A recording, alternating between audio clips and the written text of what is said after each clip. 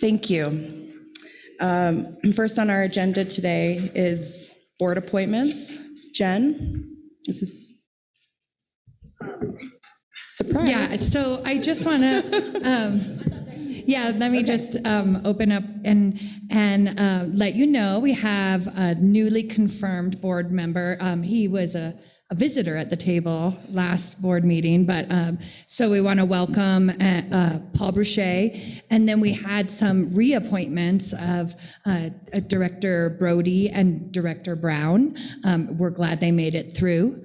And I think you may all recall that we used to have to do a swear-in, but Jen can talk about that. We no longer have to do that based on some statutory changes, but that doesn't lessen the importance of your role as a statewide leader, not only in your basin, but remember, I think it's important that any time that I can emphasize this, I will, but as we're sitting up here, all of us are not just representing our interest, our area, but the entire state and all the people of the state. So I urge you to keep that in mind as we talk about these issues and you move through your term. I know that you went through the board orientation and with a fire hose effect, I'm sure, where you learned everything about the agency and all that we do, and what we do in the 2 months, or in the 2 months between each meeting. So I just wanted to welcome everyone, or welcome you, Director Bruchet, and also congratulate the 2 reappointments.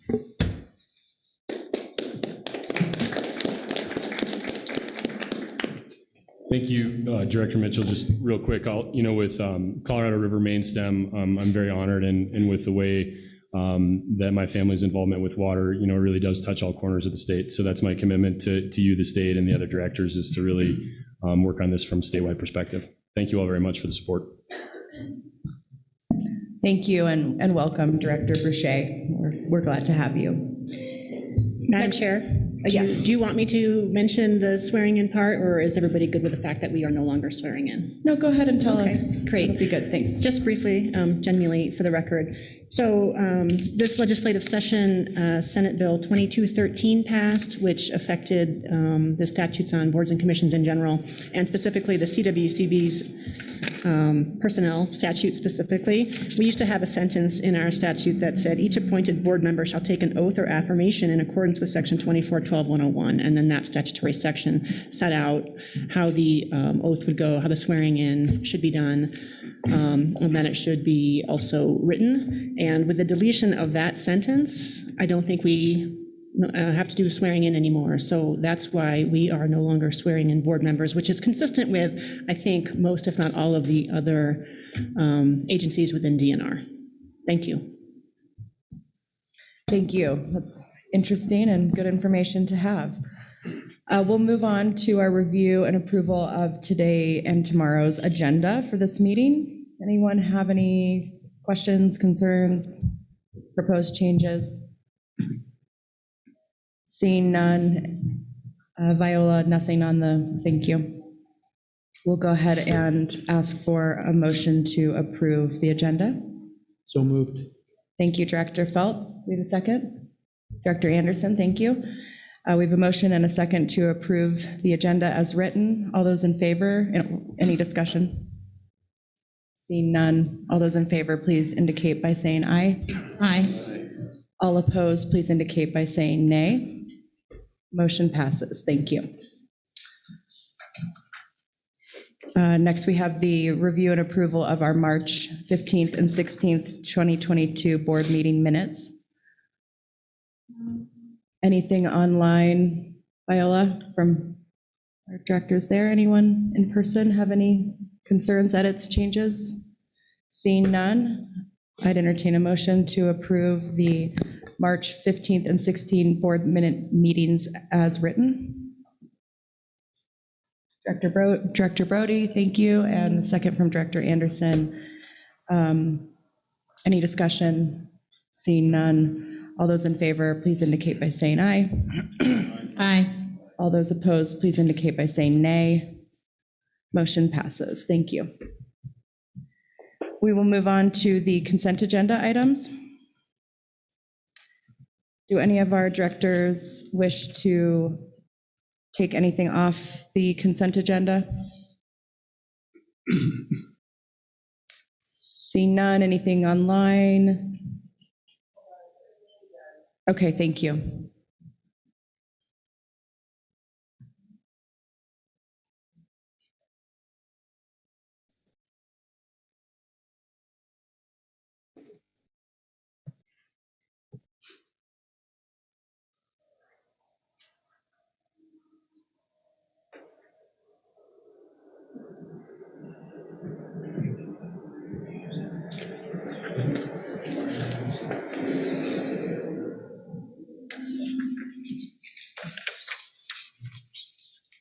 I see something in the chat, but I'm sorry, I can't see it. Okay.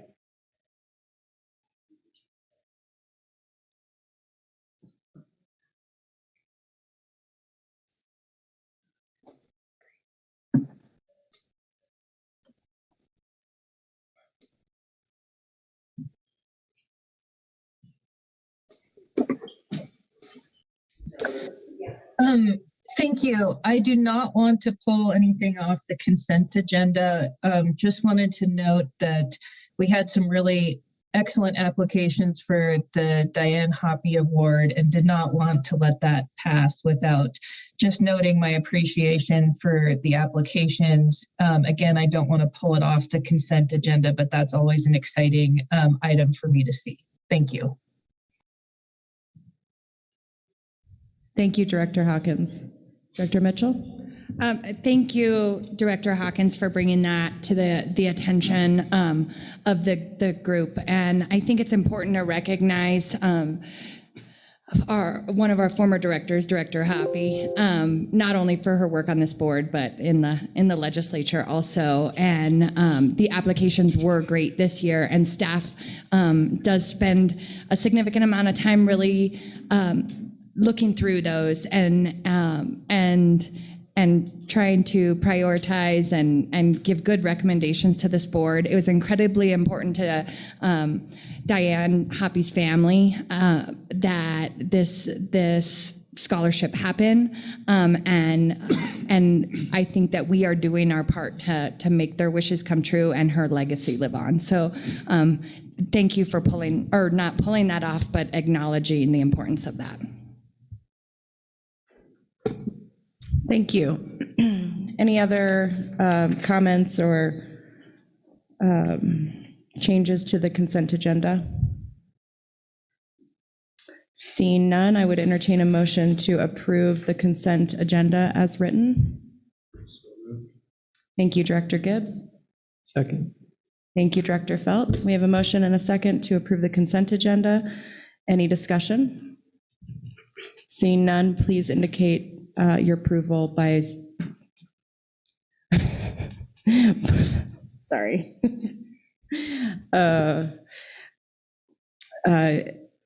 We'll go ahead and approve sorry, you guys, I just blanked out on how to run a meeting there for a second. All those in favor, that's the phrase I was looking for. Please indicate by saying aye. Aye. Thank you.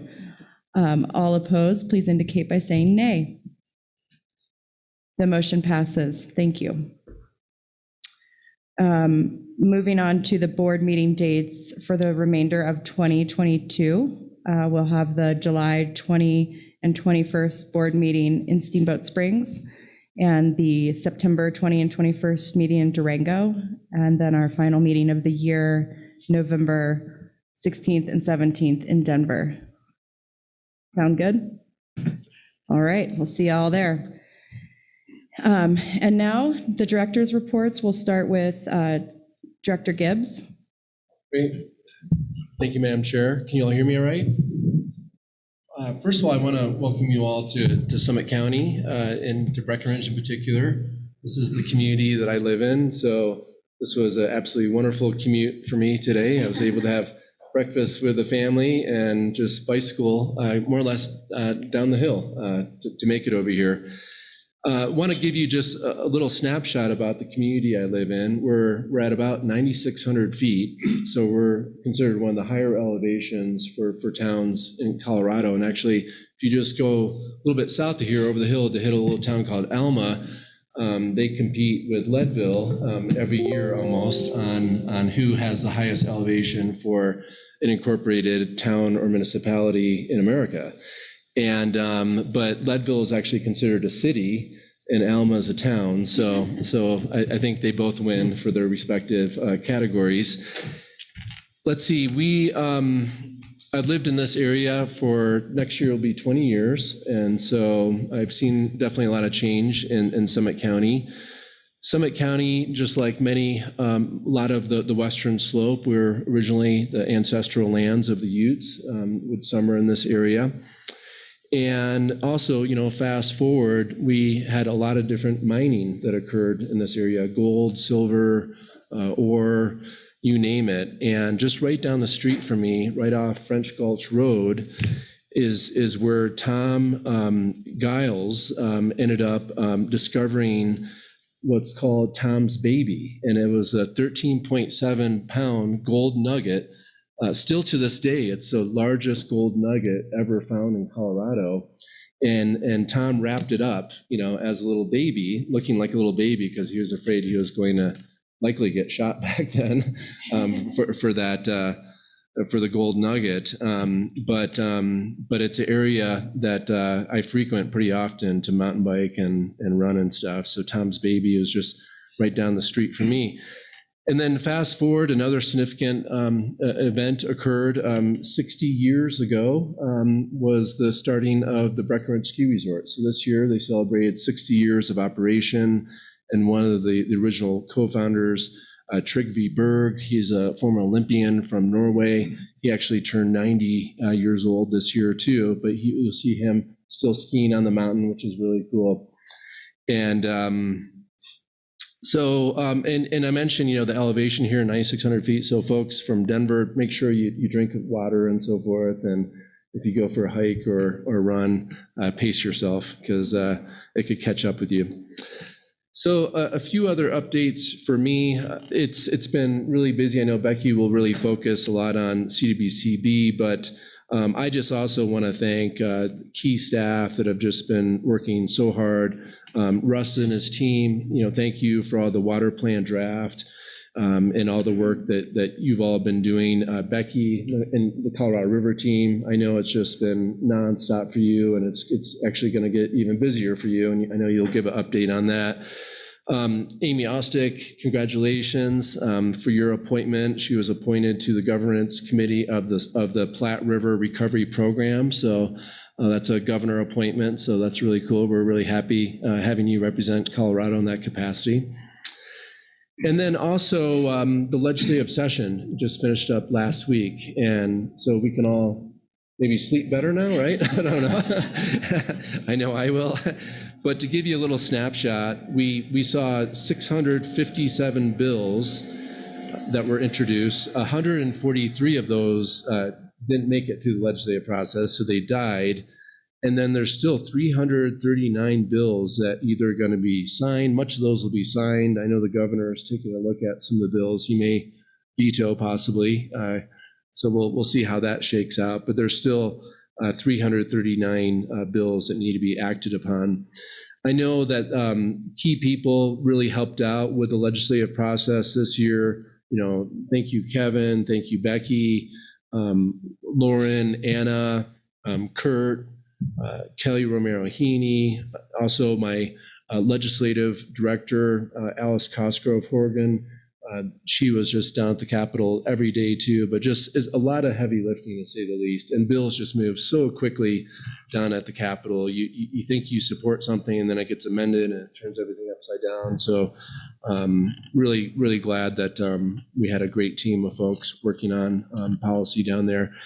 A few snapshots of some of the highlights that we saw. We saw HB 1379, that was the wildfire mitigation, watershed restoration, and local capacity ARPA bill that had $20 million associated with that.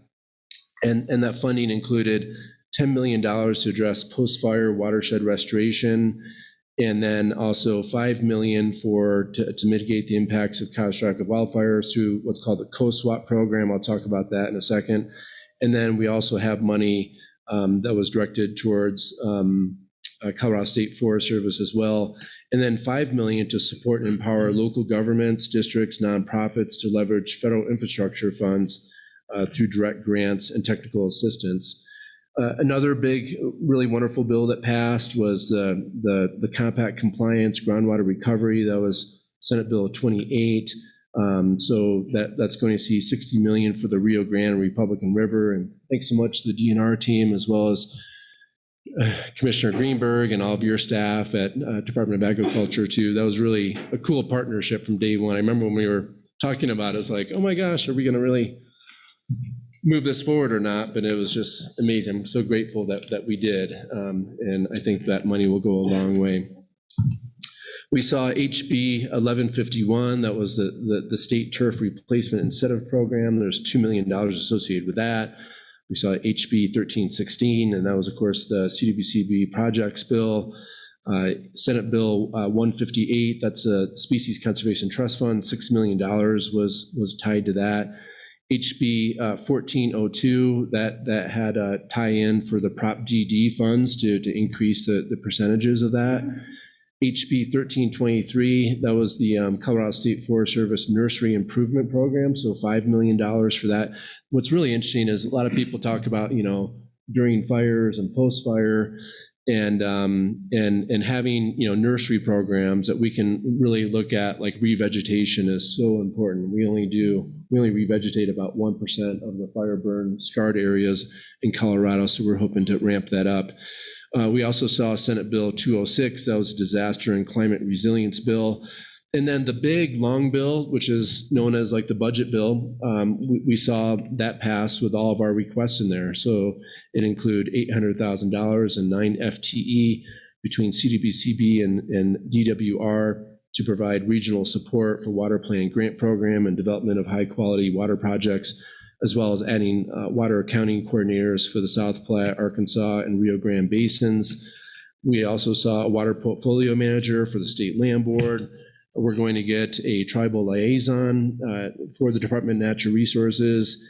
And so it was just a big year. It was like earlier on, I was kind of like, okay, this isn't as big as last year, but it's like when we add up the numbers, it's significant. So, and then on top of that, we just learned last week that we learned some preliminary data that showed that severance tax collections for the month of April really exceeded expectations by a lot, to say the least. So the state collected a record-breaking $184.3 million in severance tax revenue for the month of April alone, which is the highest month on record.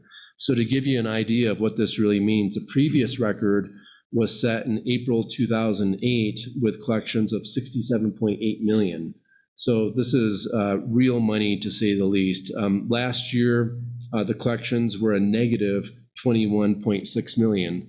And so that can be attributed to a lot of different factors and the global markets and so forth too. But in Colorado alone, when we look at kind of oil and gas activity, we have 14 active new rigs. We have 22 in the state that are active around the state, and that's pretty significant. So there's definitely a lot of activity in oil and gas going on. The COSWAP program, that's our Colorado Strategic Wildfire Action Program. That's just moving right along. I couldn't be more excited with that. That's where communities that can work with the Department of Natural Resources and say, we really want you to come in to do strategic wildfire kind of thinning and strategic creating fuel breaks and so forth. We've done a lot of those in Summit County here. And as just May alone, so far, we've received 42 applications for the Workforce Development Program. So that's tying into the corrections crews as well as the Colorado Youth Corps. And we've funded 33 applications so far, totaling $4.5 million. So there was $17.5 million all associated with that. We ended up getting a few more $1 million this year for the program, but that's, in my opinion, that's really a game changer. Next, many of you are on the state email list, so I think when I send out an email, likely you get that, I think. And so you probably, Greg will double check your email, but I sent out an email as a result of the Partners in the Outdoors Conference that was a few weeks ago, and that was in Vail. And as Executive Director of the Department of Natural Resources, I want to let you know that equitable, inclusive access for all of our programs is definitely a huge priority for me in the department. So as a result of comments, and also I've received numerous complaints as well, we're doing a fact-finding investigation to really look at kind of what happened at the conference, and this investigation will help give me the information that I need to inform any future personnel or departmental actions. But for what I've learned so far, I've placed Director Dan Prinzel of CPW on administrative leave. I appointed Heather Dugan to be acting director for CPW right now. Some of you may have worked with Heather. Heather is the current, the field services assistant director for Parks and Wildlife. So there are definitely a lot of dynamics going on, and we are likely hiring an outside organization to do really a bigger, deeper dive on understanding kind of culture and just, patterns and so forth. So I wanted to let you all know that. I'm happy to have a side conversation with any of you too, if any of this information is kind of new to you, but most of you have probably heard some of this. And then as a result of all this, I shared with our, it really gets me thinking about leadership, and we had a division directors meeting recently where I shared some key components, but I want to share with you that these events definitely have me thinking of the importance of humble leadership. So each of you as board members, you're leaders in your communities, as you all know. You're appointed by the governor, and you serve Colorado during a really challenging time when we look at the landscape of water challenges right now. So you're really here at a very unique time, and I think you all know that. So I want to recognize that it's no small commitment that you've made to set aside time to serve on the CWCB board.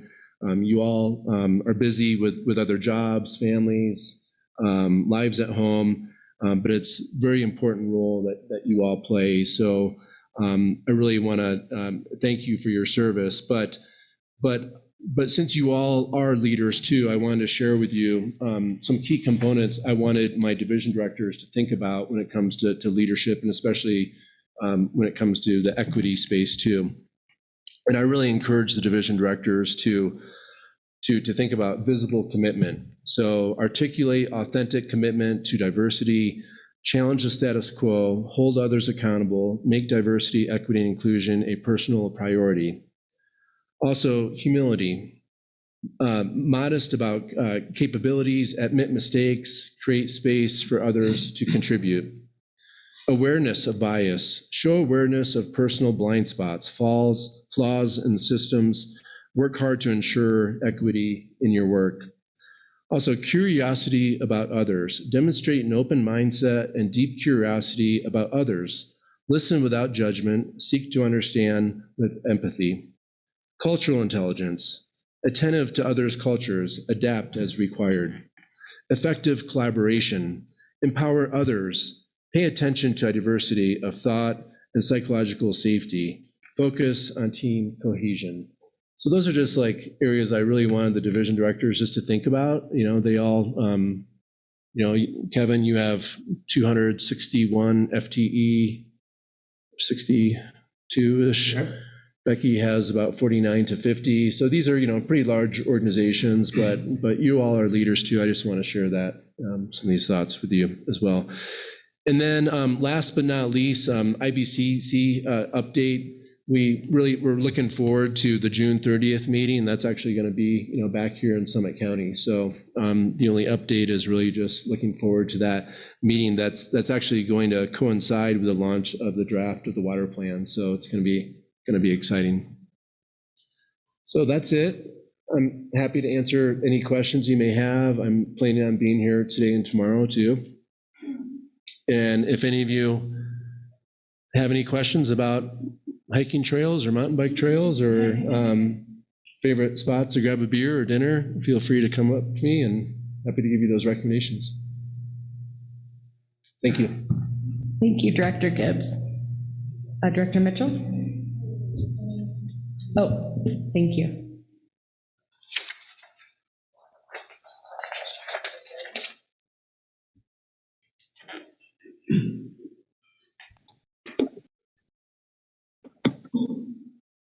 Thank you. I just wanted to thank Director Gibbs for those comments about leadership and diversity. This is something that I take very seriously and have been troubled from what I've heard about Colorado Parks and Wildlife. So thank you for your words and your leadership on this issue, Director Gibbs. Thanks. Director Brody? I too want to thank you. I think this is a really important issue for us as a state, and particularly as representatives of the water community. We all come from different areas of the state. We come from different backgrounds. I think there's a lot of room for us to grow and be more inclusive as leaders in this community. And I hope it's something that maybe we can take some time to talk about and reflect on at an upcoming meeting. Thank you.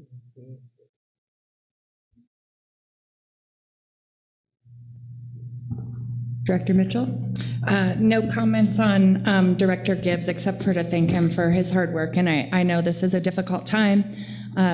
Again, when we talked about the directors putting on a statewide hat, that is to be inclusive of all people within the state and all interests. And so I think that that's incredibly important. We have a chance to lead here on that, and I appreciate all the leadership that this team has already exhibited. So I can move on to my report. Also, as a reminder to that, the equity, diversity, and inclusion component in the upcoming water plan has been an incredible focus, and that group finished their work a couple months ago, and it will be included in the next version of the water plan. Speaking of the water plan, a significant amount of work has gone into that. I want to give appreciation to you as directors and your comments on the draft of the water plan and the effort that you put in. I think you'll see some modifications based on that, and that was no small feat. And I think it's important to remember that. One of the things I want to say as we're talking about the water plan, and some of the proudest moments in my career have been seeing the state evolve as we did the first water plan, and seeing it continue to evolve as we do this one, recognizing it's not the same thing. We have to continue to move forward and hold ourselves accountable to the commitments that we've made. And so when we talk about good government, it is those metrics that we give ourselves to make sure that we are doing what we set forth to do and what our charge is. And so as we go into the water plan workshop tomorrow, I really want us to remember that, both the staff and the directors. Also remembering that we're in a difficult time, not just in terms of hydrology, but really coming out of, well, I shouldn't say coming out of the COVID time, but readjusting to how we work together and really figuring out, okay, how do we move things forward under kind of our new way of life. I think it's been a difficult time to be doing the the update to the water plan. It's not been easy. You guys recall, or a lot of you were involved in the first water plan, and the ability to be out on the ground and was far easier than it was through this go round. And so I think we also need to give grace where grace is deserved, and just as a reminder to that. I want to echo a couple things that Director Gibbs said. Legislative session is a really important piece of how we move forward as a state. So I want to put a little bit of an exclamation point on a couple of the bills, the projects bill, House Bill 221316. Again, the importance of that bill for this agency cannot be understated. It passed in the Senate on May 2nd. It's with 0 amendments. Why it's always one of the last things to get through, I don't know. I want that to change. I don't know who I talk to about that, but it is a difficult thing to wait and see what's going to happen to it. But I want us to be very aware of how important that is for the agency. And I also want to put another exclamation on another bill, Senate Bill 22028, that the groundwater fund. Don't kill me, Director Gibbs, but I think you misspoke and said 60,000. It's actually 60 million. And I think I had to correct that because it is so important. It's so important for both the Rio Grande and the Republican Basin. Really, the effort to retire 25,000 irrigated acres in the Republican by 2029, and the retiring of 40,000 irrigated acres in Subdistrict 1 in the Rio Grande. I really think this can't be understated in terms of the importance to our water future and the importance to the security of those areas.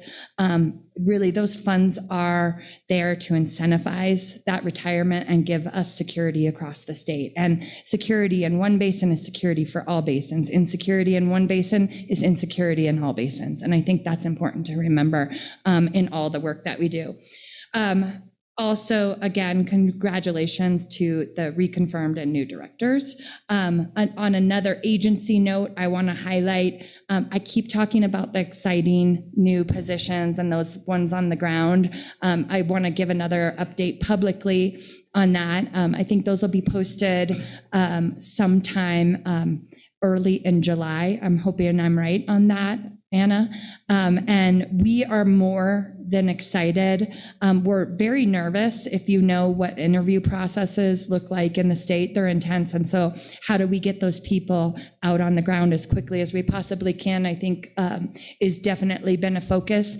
And the effort that it takes to write job descriptions, to interview, and then to choose the perfect candidate is no small feat. So we will be pushing forward with that as quickly as possible, and remembering those are the people that are in the basins really looking to advocate for the projects on the ground and help the locals really build those projects. So I'm incredibly excited about that. I think it's a new way of doing things in state government, and especially in this agency. And I'm looking forward to the change that provides for us. A few updates on Colorado river and interstate matters.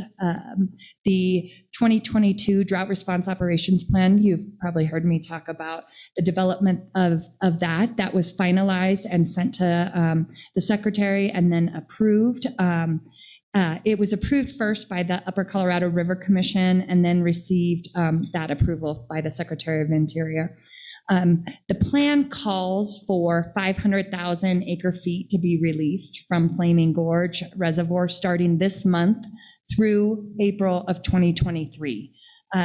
This is on top of the 161,000 acre feet already released pursuant to the eminent need provision. You may recall me having very passionate feelings about that eminent need provision. I want to make sure, I know you all can do that simple math, but that equals 661,000 acre feet provided from upper basin reservoirs. I also want to give some perspective on what that means and how relative that is. That's about 15% of our annual water use in the upper basin, dependent on the year. But really, that is a large percentage. And I really feel like that shows our continued effort to be a part of the solution, but we are doing our part to protect Lake Powell. And I want to make sure that not only the directors hear that, but the world hears that. And because I'm sure the world is listening right now. It should not be taken lightly. And it has huge impact. And it was seen directly on the ground as we saw what happened in the Gunnison Basin last year. So I just think it's important to recognize not only what those numbers are, but what they mean. Again, Lake Powell is obviously, and the protection of infrastructure there has obviously been a focus, not just in the state of Colorado, but across all 7 basin states. And the federal government. So the Department of Interior has announced they will be releasing 7 million acre feet from Glen Canyon Dam instead of 7.48 this year. This action, along with those DROA releases, the Drought Response Operations Agreement releases, will act in concert to protect critical elevations at Lake Powell through next spring. The adjustment, I want to make sure folks understand this, will be operationally neutral. In other words, the water appears as if it left Lake Powell and is in Lake Mead. That means there will not be a higher release than there would have been otherwise been out of Lake Powell. It also means that we won't push the lower basin into tier 2 shortage faster than it otherwise would have happened had the release been 7.48. These are short-term measures. These are not the solution for the future. I anticipate that the focus on the discussions among the 7 basin states and governors' appointees will now turn to long-term matters, specifically the post-2026 reservoir operations. I will continue to keep you all apprised. I think it's also important to emphasize there are so many interstate efforts going on right now. We know of a lot of them just sitting on this board. I want to make sure that we're very clear about the roles we play and the context for decision making. So as the state's representative on Colorado River matters, I will provide regular updates to this board on that work, like the one I just provided, and will continue to do so. I also appreciate the board's support in that effort and know that there are many challenges that we have to deal with us coming on that front. As interstate matters can continue to consume the focus of the media, and people across our state, I don't want us to lose sight of the areas in which this board can make real progress. And the purview and the focus of this board is on Colorado specifically, and mechanisms that we can implement to protect Colorado's waters within the state's boundaries. This not only aligns with the authority and the purview of the board, but it's also where the real difference can be made for our water users. I want to give a bit of an example of this. The innovative tools that folks are developing and relying on to get through the really hard shortages, are there opportunities to scale some of those tools? And I think those are areas that we can really focus on. We have been we have been considered leaders, not just by ourselves, but by others looking at us in terms of ways that we can really look for on the ground solutions. I want to commend the board and their commitment to work on issues like this within the context of the water plan and the resilience planning. And I'm incredibly excited to see how this all unfolds. I also want to, on a side note, remind everyone that these are sensitive issues. We have very focused communication strategies in place. I urge you, if you are contacted, to really ask for input and advice on where we are now or any current issues. And really thank you for your support on this. It has been incredibly helpful, not only the support of this board, but the support across the state as we're going in and having some of these incredibly tough discussions. It's been comforting. It doesn't make it easier necessarily in some of the difficult rooms, but it makes it easier coming back home to know that the folks across the state know that these are hard and difficult times, not only for the state of Colorado, but for all of the people within the basin, and to know that we have support. I have support as we're looking for ways to do this better. That is more equitable across the basin. So thank you. That is all I have, and I'm open for any questions. Thank you, Director Mitchell. Are there any questions from our directors online? Anything in the room? Go ahead. Thanks. Sorry, Director Feld. Thank you. Just a quick clarification. Director Mitchell, you said the 661,000 acre feet was equal to 15% annual consumption. Is that Upper Basin annual consumption or Colorado's or? Upper Basin annual consumption. Okay. Thank you. I had a similar question/comment that I think is a good reminder that it's great that we're able to do those releases at that volume, but our reservoirs aren't filling in the Upper Basin either.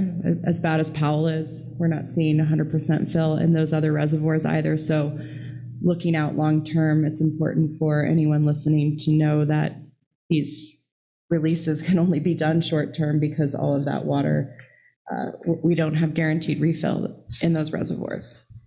Can I respond to that? Thank you. And thank you for emphasizing that. I think it's incredibly important to recognize that as part of the drought response operations agreement, the recovery is incredibly important. Not just the recovery of Powell, but the recovery of all the initial units. And I think, we cannot continue to do these releases. The well will run dry.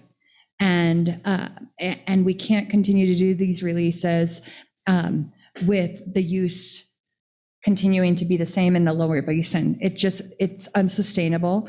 There is a new future in front of us, and we have to be aware of that. The supply does not equal the demand.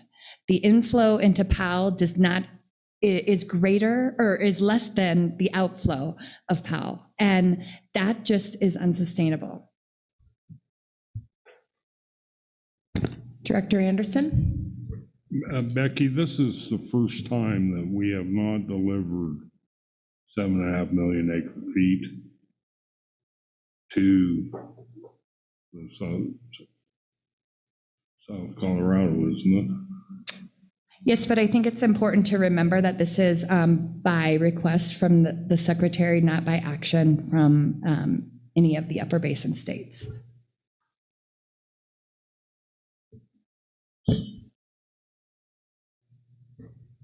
Okay, seeing no more questions for Director Mitchell, we'll go ahead and move on, and thanks for the thorough report. Appreciate it. So nice to have you again with us, Commissioner Greenberg. Thank you. Go ahead. Oh, there we go. Thank you. Madam Chair and members of the board and staff, it's great being with you in Director Gibbs' beautiful hometown. Thanks for welcoming us up here. I have quite a bit of updates today because there's quite a bit going on in the world of ag, as you can imagine, much like the world of DNR, which we have lots of overlap. But just kind of giving an overview, I think you'll hear more from our producers on the board in their updates tomorrow. But just kind of general state of ag right now in Colorado, we've got conditions that I think for a lot of people feel a bit like a perfect storm in some parts of the state. We've got crazy high winds that have been persisting for months. We've got the drought that we're all experiencing, fuel input prices, cost of labor all going up, global uncertainty based on what's happening in Ukraine right now. And nonetheless, our producers continue to put seeds in the ground and move cattle to the high country and continue to do their work. But that said, I've been talking to a lot of folks who are wondering what this year is going to hold in a new way. And I think it emphasizes again the importance of the work that we do here on this board and the work that our agencies do to try to and solve these big problems. So with that, though, just getting seed in the ground, corn's being planted right now, lower quality forecasts, unfortunately, on wheat, but we're going to continue producing here. Of course, that's what we do. On the market side, again, a lot of struggle on the producer end to make ends meet for a lot of the reasons I mentioned.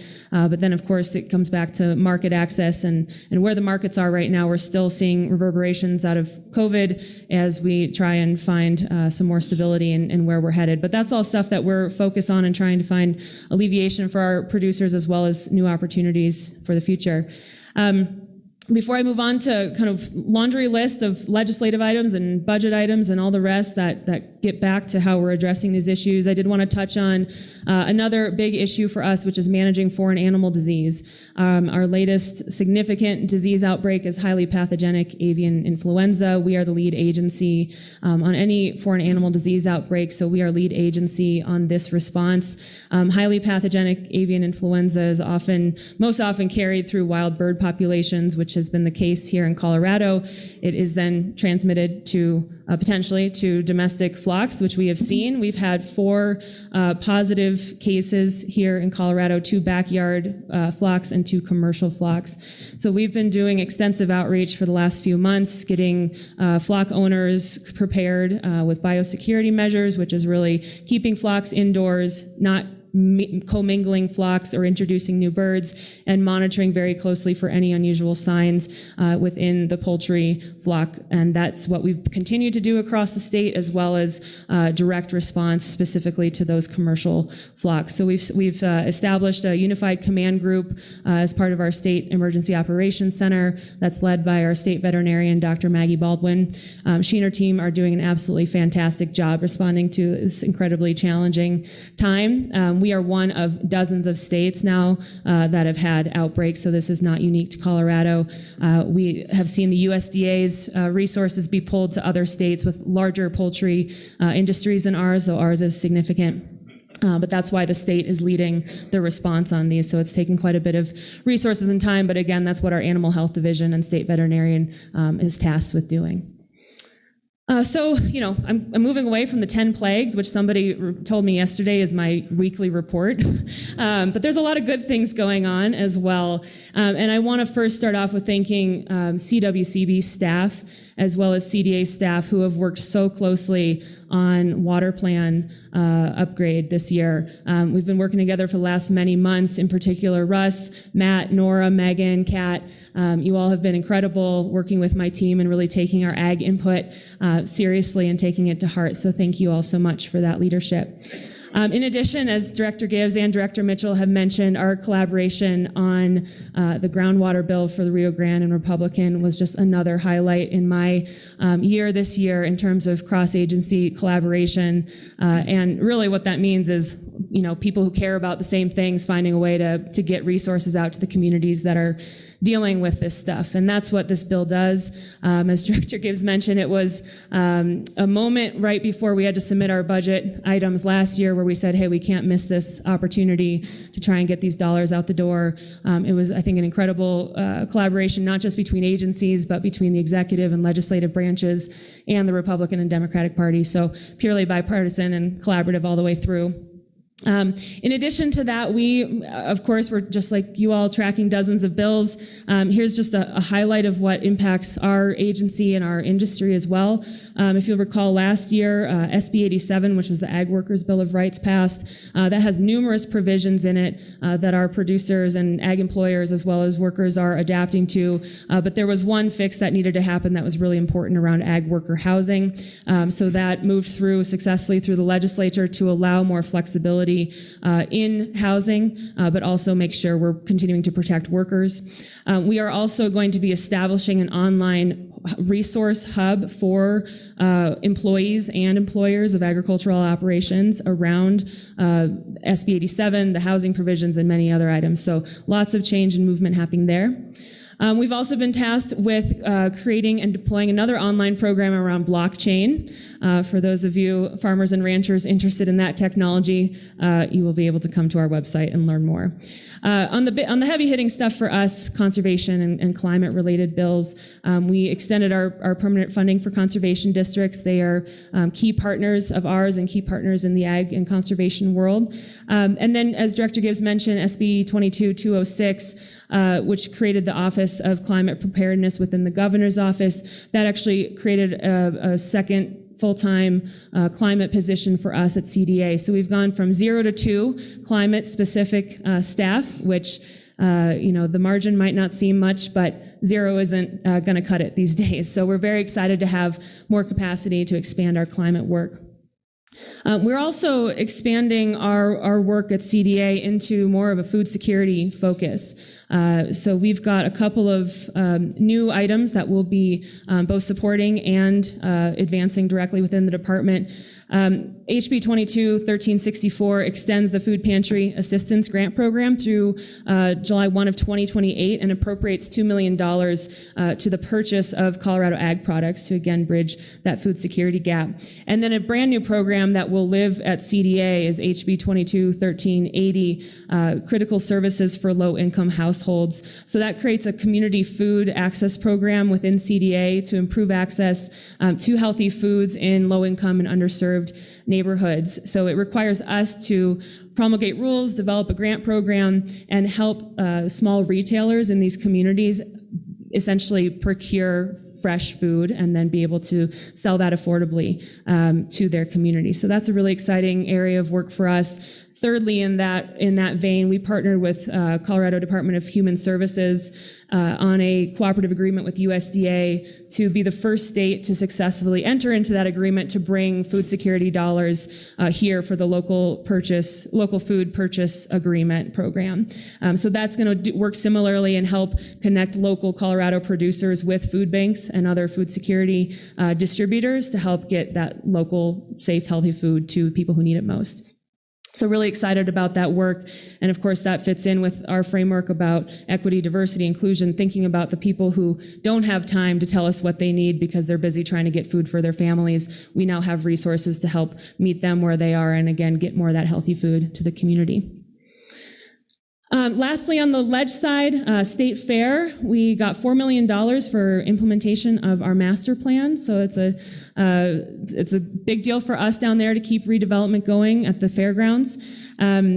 We also were successful in 6 out of our 7 budget requests. So an example of that, we have our first time ever full-time emergency coordinator at the department, which, as you have heard from my report, we respond to a lot of emergencies on a regular daily basis, whether it's foreign animal disease, wildfire, drought, what have you, we're there helping producers. So really excited about that capacity. We also have additional funding for our Bureau of Animal Protection program. This is a program that I feel passionate about. We're doing great work in collaboration with the livestock community, with local law enforcement, and with animal welfare community as well, who are partners and have always been partners in this program to advance the work of animal protection. So we're doing this now in a way that's not just responding to calls, which we get calls every day from local law enforcement to assist in cases around animal protection, but now we're actually able to expand into education and prevention tools. So that's where we're really looking at growing our educational, our outreach, our collaboration, and thinking strategically about how we can be leaders in that work. Beyond that, beyond the ledge and budget updates, we continue to advance our WIGs around economic resilience, voluntary stewardship, and supporting the next generation. We continue to head toward that $10 million in investment toward local and regional processing. On the stewardship side, I'm very excited that we submitted our Climate Smart Commodities Grant for the state of Colorado to the tune of about $30 million if we are successful. I also asked my team to coordinate with all of our Intermountain West states. So if we we are successful, we will have a model that is replicable across the Arid West, but also scalable nationwide, and that was part of our goal. And in fact, on my way up here this morning, I heard on NPR a report about the very program we have been building here, the STAR program, which was started by farmers in Champaign, Illinois. And that's what the story was really focused on, is how soil is that connector to so much of the other work that we're doing. So it feels like we're on the right track, hearing those farmers' reports of how much the STAR program has meant to them, and that's what we're building here as well. And then our last week supporting the next generation, we continue to push forward our STEM program with middle and high school students coming out to our labs, getting hands-on experience.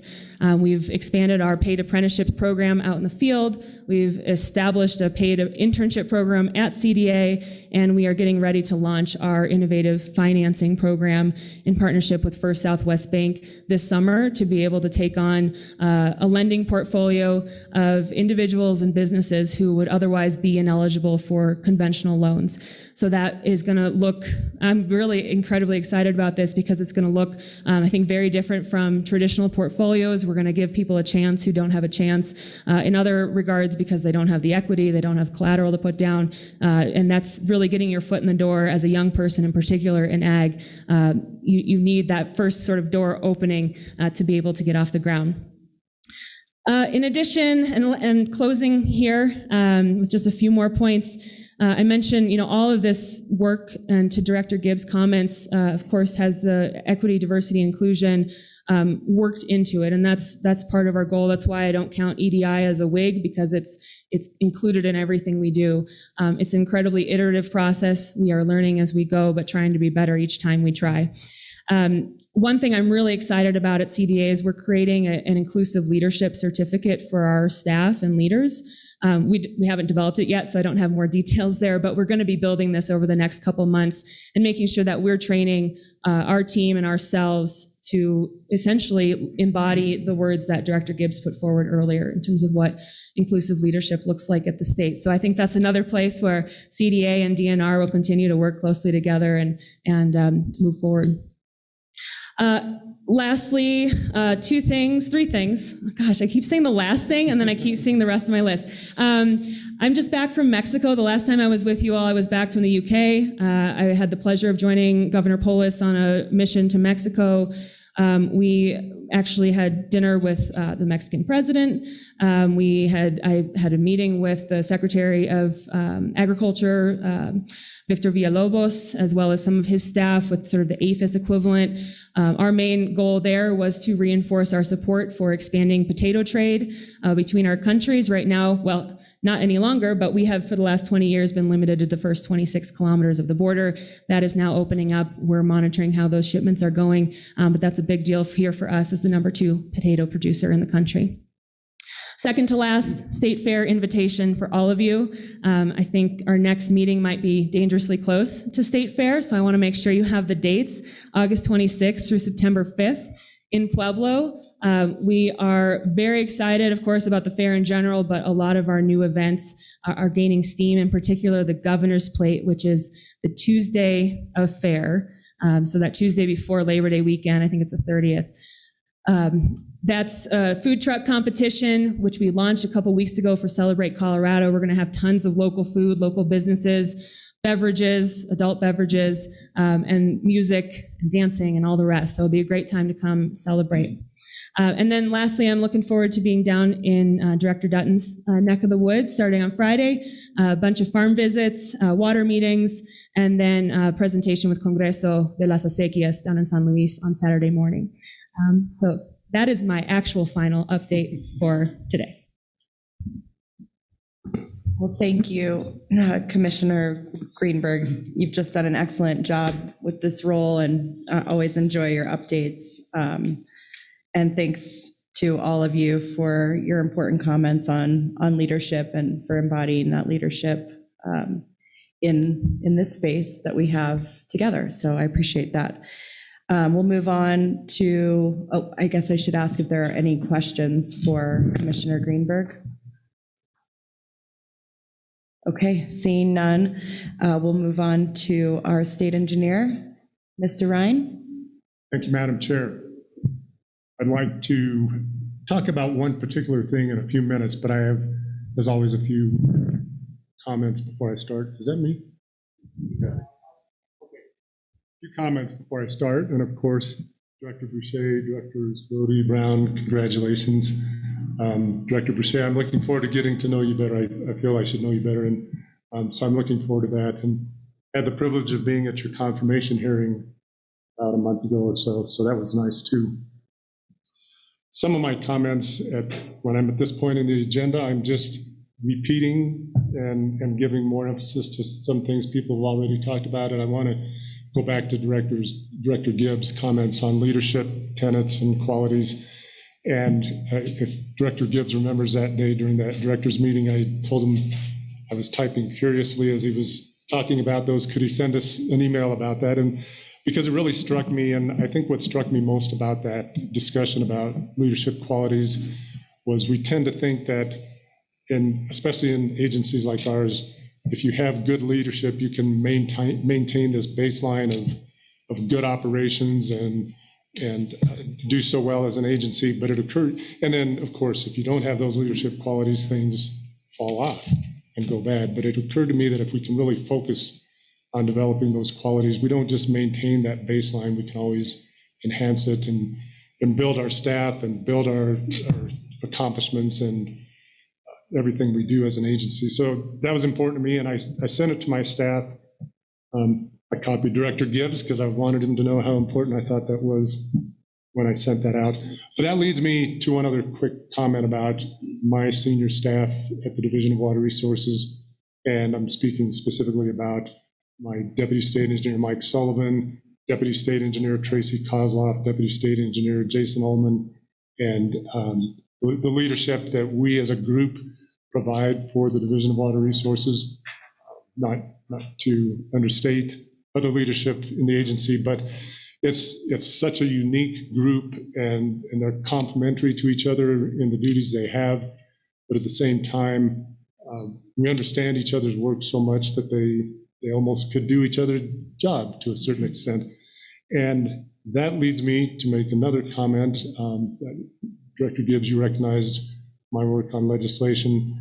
I need to say that legislation over the years was something that I enjoyed working on so much, but as always is the case, over the last few years, I've had to turn that over to a very able deputy, Tracy Kozloff, and who really hit her stride this year on that. And I think you all understand when you've had a responsibility and you hand it over to someone else, it's really difficult when you see them do it better than you did. And I've really enjoyed watching Tracy do that this past year. And of course, there's a sequence of thought here. That leads me to Senate Bill 28. And you all mentioned Senate Bill 28 and groundwater compliance. And I just really appreciate watching the Director DNR's office and Director Greenberg, your office, working on that and making it happen. What started out to be a funding mechanism bill and continued to be also a funding bill, how critical that is. I did not play as large a role on that, but I just want to give you some perspective that I feel like more of a recipient or beneficiary of that bill, partly because I identify so closely with the people in the Republican and the Rio Grande, but also just to give that clear perspective, water users in those basins, Director Dutton, those water users in the Rio Grande are all holding a letter from me, signed by me, that says you are not on a trajectory to meet your target. And if you don't, have no choice but to curtail wells, thousands of wells. I don't want to do that. So for me to see this bill, I'm thinking very good for the people in the basin, good for me. It's not an enviable task. And Director Dutton, I don't think I'm overstating that point. Okay, I think I'm done with those quick comments. And I guess you can all identify with my sons. There always has to be an educational component anytime I talk. And so I wanted to tell you that this is a nice week for me. I have a CWCB board meeting, and at the end of the week, I have the Groundwater Commission meeting. So 2 boards and commissions in 1 week for me. And I feel like we talk so much about the critical issues in the state, the Colorado River, We touch on the South Platte. We do so much important work on this board. And when I say we, I'm flattering myself. I look at the basin directors, you do the heavy lifting on that. But it's such a critical job. I want to talk about the Groundwater Commission, another board and commission that I'm on, and just let you all have a look into that. And some of you know a lot of this, but so this is what we tend to think of here at CWCB, the state, the 7 river basins, the major tributaries leaving the state, and all the work we do, especially on the Colorado. And we can give some emphasis to that by the old snake diagram, where you really see all the water flowing out of the Colorado, the Yampa, the Denison. But I want to just give you this other look really quickly when it comes to our designated groundwater basins. And that's that kind of funny stepchild that we never think about. What is that about with designated groundwater basins? And it's pretty small. It's difficult to see right now, but we're actually looking at, as we go around the state, we're looking at up there by Wyoming, the Crow Creek, and down a little lower Camp Creek basins. Northern High Plains is a big one. Southern High Plains, we got the Lost Creek designated basin, the Upper Big Sandy, and the Upper Black Squirrel. What is unique about these areas, and why do we carve this out of our normal water administration in the state? And the reason is we have a groundwater commission. A Colorado Groundwater Commission was created by the 65 Groundwater Management Act. And in that act, it carved out, or it created the ability to carve out certain basins, and I'll describe how they come about in just a minute. But the commission is made up of these 12 people. We have 6 resident agriculturists that need to be in one of those groundwater basins I just showed. 1 resident agriculturist from Division 3, specifically. 2 residents of the state, either municipal or industrial. And one of those needs to be west of the divide. And then ex officio members are the executive director of DNR, the state engineer, and the CWCB director. Now, the powers of the commission, I've summed up in one half sentence, and it says that the commission is there to supervise and control the exercise and the administration of all rights acquired to the use of designated groundwater. I emphasize designated groundwater. Now, the statute I show says a lot more about responsibilities than just that, but that's it in a nutshell, what the Groundwater Commission does. Now we need to solve the question, what is designated groundwater? That's what I think this all turns on. And I've given you the statutory definition. It's a mouthful. I've underlined certain parts, but for the sake of our discussion today, designated groundwater is water in those areas where, for our discussion, surface water is not a significant source of water for either irrigation or municipal uses, et cetera. And so when we look at the underlying part, it's groundwater that would not be available for the fulfillment of decreed surface rights, or groundwater areas not adjacent to a continuously flowing natural stream. What that means then is it's those areas in the high plains of the state where they don't get that snow melt, they don't get runoff. They may get surface water from storms, but by and large, they are reliant on groundwater as the source of water. So it calls for, it actually demands a different type of administration than we have in the rest of the state. It's separated from the Water Right Determination and Administration Act of 1969. And then again, it is the Colorado Groundwater Commission that does the administration, again, in those colored highlighted areas that I talk about. And it's really interesting for the commission staff that is under my direction that really needs to embrace a whole new area of the law that's separate from our typical tributary surface water and groundwater administration. And with that, I'd just like to recognize the commission members right now, those resident agriculturists that I just talked about: Scott Tietmeyer, Mark Arnish, Tim Potler, Dave Keeler, Glenn Freehoff.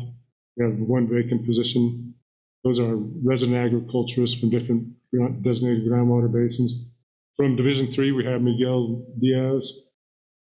Our residents of the state for municipal and industrial are Angie Fowler, a consultant from Glenwood, and Jim Noble, an attorney from Denver. And then, of course, the ex officio members are Dan Gibbs, Becky Mitchell, and I'm the executive director.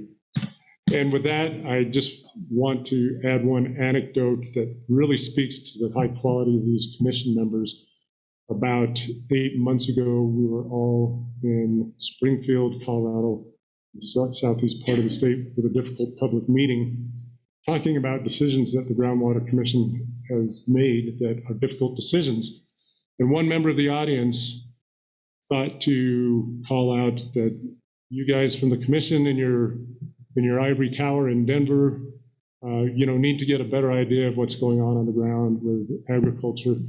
And then I watched a string of these commission members in very good form inform the crowd the number of generations that they and their family had in ranching and agriculture. And so, yeah, they had been on that end of the shovel.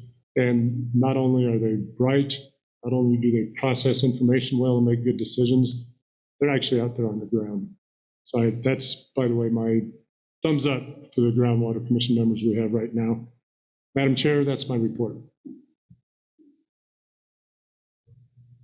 Thank you, and thank you for sharing that meeting. It's nice to hear what other water-related boards and commissions are up to, and appreciate that. Are there any questions for our state engineer? Anything online? Okay.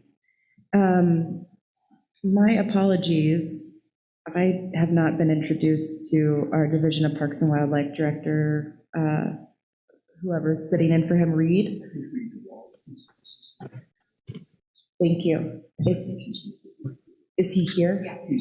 Oh, thank you. Okay, perfect. Sorry about that, Reed. No problem. Can you hear me all right? And thank you for joining us. I appreciate it. Sure thing. Thank you, Director Brown. Can you hear me all okay? Actually, not great. Will you say something else? Test. Can That's you hear me now? Okay.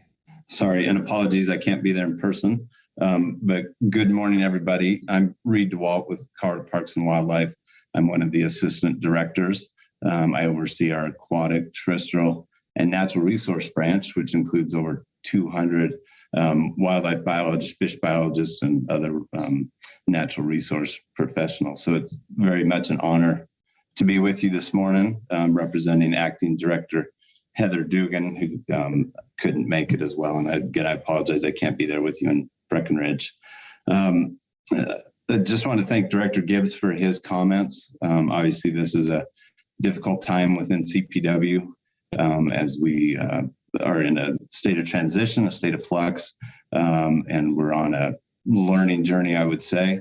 Our leadership team has met, and we've had critical conversations about the future of CPW and where we go to be a more inclusive and equitable agency. And just know that we're here for that discussion. We're approaching it with humility, humbleness, and with an openness to hear what's going on. And we realize there's many people in our community that are hurting and confused and upset, and we want to work to heal that divide and those issues and make this a learning place where CPW can grow and continue to be the leader in outdoor recreation and wildlife and fishery management that we've been. So just realize it's a difficult time, and we're here for that discussion and to continue to learn through that. You're usually used to having either Director Prenslow before you or Water Section Manager Rob Harris with you. He's unable to make it today, but I would like to just congratulate him. He's in the final stages of our leadership development program at the Daniels College of Business at Denver University, University of Denver. He's finishing up that, and he sends his regard, but much congratulations to Rob Harris. That's a great thing. As many of you have said, it's been a busy legislative session. I won't go into all the things that CPW has been involved with, but it's, as I said, it's been busy, lots of great outcomes and great things to look for in the future. I would like to just send a note of thanks to our CPW staff that have been so busy during this last year. Just a few things that we've been working on, some of the big rocks that we've been working on. Many folks know about the wolf planning process. I happen to be the statewide lead for that process and know just the tremendous amount of staff resources that's taking, and just resources of staff and our public as well, as we work through our stakeholder process and our technical process to develop a introduction and management plan by December of 2023. And we're well on that way and on target to meet that statutory requirement. We're also busy working on the Keep Colorado Wildlife, or Colorado Wild Pass, which would provide sustainable operational money for our state parks through fees on vehicle registrations. We think that'll be a great addition to our state parks and the sustainable funding for their operations. We're also working diligently on the Recovering America's Wildlife Act, a major piece of legislation going through Congress right now that would provide over $34 million to CPW for the management of our state threatened and endangered and critical species here in Colorado. And we look forward to that passage and keeping our fingers crossed that that would be a big thing. As many folks know, our big game draws are happening this week for our big game licenses. They should be completed in the next week or two, and many people are anticipating those results. Last year, we had over 724,000 applications for those licenses, so they're in high demand. Some of the other neat things that we have going on, and just again to highlight that thank you to staff. Last year, we sold over 1.2 million fishing licenses, and that's such a powerful thing for economic contribution to Colorado, but then just also for the enjoyment of our citizens to the natural resources and just families being outside and kids being able to fish and all those great things that come with being outside. Last year, we welcomed over 19 million visitors to our state parks.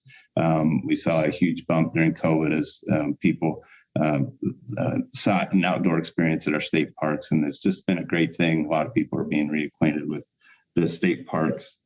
Another thing that we're working on in my branch especially is the modernization of our hatcheries. We have 19 hatcheries across the state of Colorado that produce over 100 million fish each year. And we're starting a major renovation and modernization of our Mount Shabano hatchery located in Salida.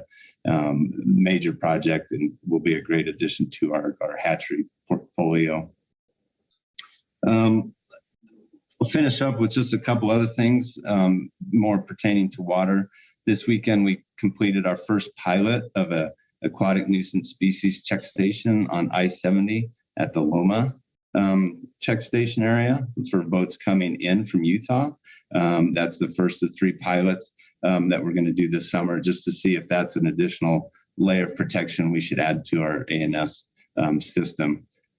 Great results this weekend. We actually stopped 3 or 4 boats coming in that were covered in mussels, and we're able to decontaminate those and prevent them from coming in the state. We're also in the middle of celebrating our 125th year as an agency, and we have multiple anniversary celebrations across the state. And you'll see a new logo that's out that really celebrates that combined parks and wildlife focus of the agency and celebrates both those histories. So lots of neat things happening there. I know my water staff would like to just say a thank you to many folks on this call for work on Mill Creek and recent meetings around that, and some of the 3 species work that we're hoping to do there, as well as a stream management plan that's occurring on West Plum Creek and a lot of the work going there. So just a thank you to everybody who's helping us with that. Like I said, lots going on in CPW. We're continuing to work hard to deliver our mission, which is so important to so many Coloradans. But again, thank you for the time, the chance to sit through this meeting. I really appreciate it, and just appreciate the work that we all do together. So I'll stop there, and if there's any questions, we could answer those as well. Thank you for that, Reed. We appreciate you being here with us. Sounds like there's a lot of good work, and I had a great experience meeting with some of the CPW employees along with CWCB folks in my basin on Milk Creek a few weeks ago, and always just impressed with how folks make sure to keep great relations with our producers in those areas and the other BLM staff, and they just are always trying hard to put relationships first, and I appreciate that. Any questions for Reed? Anything online? Nope, doesn't look like it. Okay, well, you got off the hook a little easy this time. We'll try to come up with some hard ones for you next time. I appreciate that, and thank you. Thank you, and thanks for sharing the news about Rob. That's really, really neat that he got to do that leadership program. So we'll be sure to congratulate him when we see him next.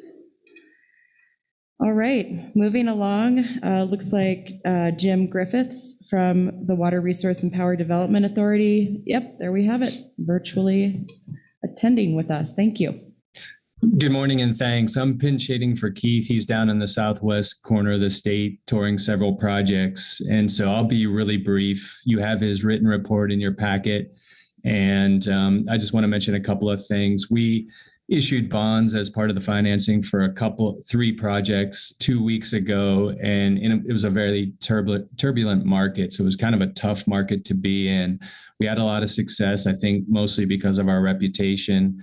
And we were able to get a really good interest rate for the three projects, and they were all 30-year financings, fairly level amortizations. So that helped as well.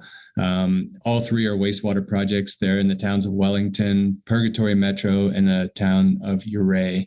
So important projects there. Second thing and last thing I want to mention is we continue to put a lot of staff time into the bipartisan infrastructure law. We're getting a fair amount of money, particularly in our drinking water revolving fund for lead lines, emerging contaminants, and then just general projects. And so we had to update our planning documents for the federal government before we can apply for those funds. Our process is to get those planning documents approved by our board, which we've done that part, and then through the Water Quality Control Commission. So those documents are up on the Water Quality Control Commission site for public comment. And then they'll be in front of the commission on June 13th for hopefully approval. The next step after that is we have to apply for the funds, and then we'll be able to distribute them beginning hopefully late summer. So putting a lot of effort into that. I'll stop there. Again, Keith's written report is in your packet, and I'll take any questions. Thank you. Thanks for joining us, Jim. Any questions for Jim? Okay, you too got off easy today. Thank you. Okay, we'll move on to our agenda item number 6, financial matters, construction fund and severance tax perpetual base fund. Well, hello. Good morning. Okay, thank you. Good morning, members of the board, Madam Chair. Kirk Russell, the Finance Section Chief. This agenda item is the quick look at the budget that we have in place for the year, and this is the last one of the fiscal year. So in July, we're going to see a new start, and so this will be fairly quick, and I'll kind of show you where we are with things. But before I get started, we are fortunate, obviously, to be in Breckenridge. And the projects bill this year has a loan to the town of Breckenridge, and a member of the staff, the Assistant Director of Public Works, would like to say thank you to the board. So this is Christine Brownston. You got it. Thank you.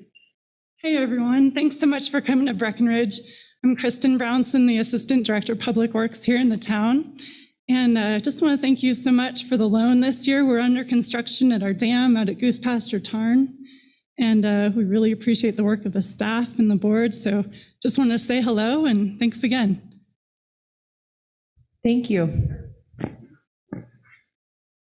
Yeah, one thing about it, the finance team is so fortunate to be able to travel around the state of Colorado and see beautiful reservoirs and do the work that this board has guided us on. And certainly this project is an important one for the town of Breckenridge, and It'll be a fun one to see complete as well.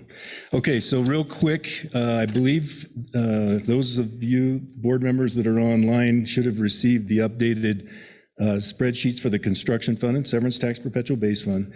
I just want to highlight a couple things as we hone in at the end of the year, and Director Broscheid, I'm sorry, did I get that right?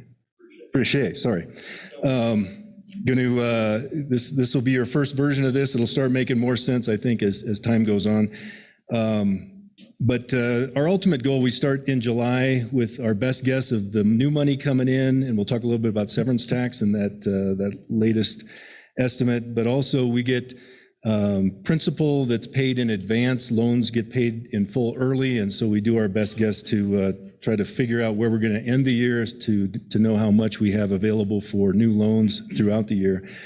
But the construction fund, you can see we started at about $52 million, and we have had about $8 million in extra principal that has been paid back this year. And so the number is a little bit higher than we anticipated last July. But as we move down, the bottom line of those two columns, the 36.8 million at the bottom and the 29.1 million in the current number, those will start closing hopefully to the same number in the next couple months and as we close out our books. I have shown that we are about $27 million for the year out of the two funds, and that does include the $13 million loan to Breckenridge. I would say that's considerably lower than what we're used to. I think we were probably experiencing some pandemic impacts. We typically say we do $50 million every year. That is skewed quite a bit because the large projects that go into the projects bill, a $90 million loan to the Windy Gap project, skews that number quite a bit, but we say we're typically running 40 to 50 million. So this is lower than normal. We are seeing quite a bit of interest in this next fiscal year. I did assign the projects bill money to the current column. That's that last item, CWCB NRI budget. NRI stands for non-reimbursable investment, and those are the appropriations that we get outside of loans. Everything has to be through the projects bill if it's not a loan. And so bottom line is we're, again, really healthy in the construction fund with a best guess of about $37 million available for July loans out of that fund.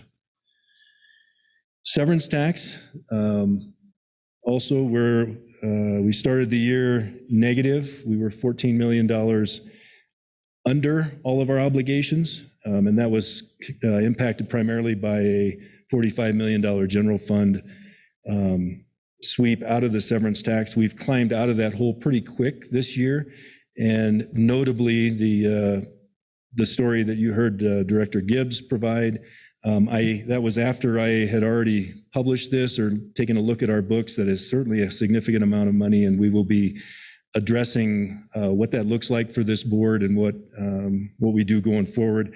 I will caution anytime we talk about severance tax, you just have to kind of hit pause because sometimes it just falls all over the place. And I'll remind the board that we're so fortunate that that money comes into the loan program and we turn it into this steady revenue stream through investments. And so it's just a great model for what we do. So that number, if you're wanting to keep track on this, you can see under the current column, there's a 23,585,000 number. That's the number that if I were to have put down what we know, that number is close to about 60 million now, 60 to 60, maybe even 70 million. So enormous amount of money that will fall into place as we move forward with our conversations in the future with the board. And with that, and you can see the transfer from WSRF or for the WSRF program down towards the end. So with that, I'd be happy to take any questions. Do we have any questions for Kirk? I have a question. Yes, Director Phelps. Just Kirk, maybe you can answer this, or maybe Director Gibbs. When Dan was giving that severance tax update at the beginning, somehow right when he said the amount, my ear turned off. And so all I heard was million, and I didn't hear the actual number. Could you just repeat what that was? I think you were projecting for this fiscal year for the state, is that right? Yeah, it was 184.3 million, and that's just for April numbers alone. And that's total severance tax, and then you're speaking to our distribution from that, then? Yeah. Okay. Correct, yeah. Director Wow, Gibbs is thank you. talking about all of the receipts that come in, and that April receipt, because of being taxes paid by the corporations, I think is probably where a lot of that was recognized. The number I use is the 25% of that number. Yeah, and so. Awesome, thanks. I don't know how I missed it. It's always nice to hear big numbers, again, when they're positive, right? So, It's remarkable. yeah. Yeah. All right, well, thank you. Jack. Oh, I'm sorry, Director Anderson? Kurt, what's the gambling look like? I think I told you I would be prepared, or at least have Anna be prepared. She tracks that a lot closer than I do. Just a reminder, so in the projects bill, we appropriated $8 million, of which $1 million came from construction fund, and that was the conversation back at the Finance Committee and back in November.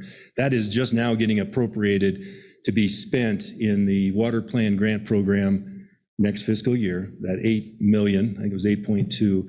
I believe the revenues are north of that this year already. I think we're seeing a rise in that number, and so it could be, I don't know, maybe 10 to 13 million.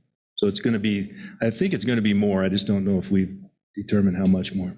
Wasn't that advertised like 20 or 30 million when it come out? What I think we struggled with is at one time the number was thrown out to be capped at, and that was almost like, yeah, maybe that's something that could be realized. That number still seems high, even in the information I've heard. Thank you.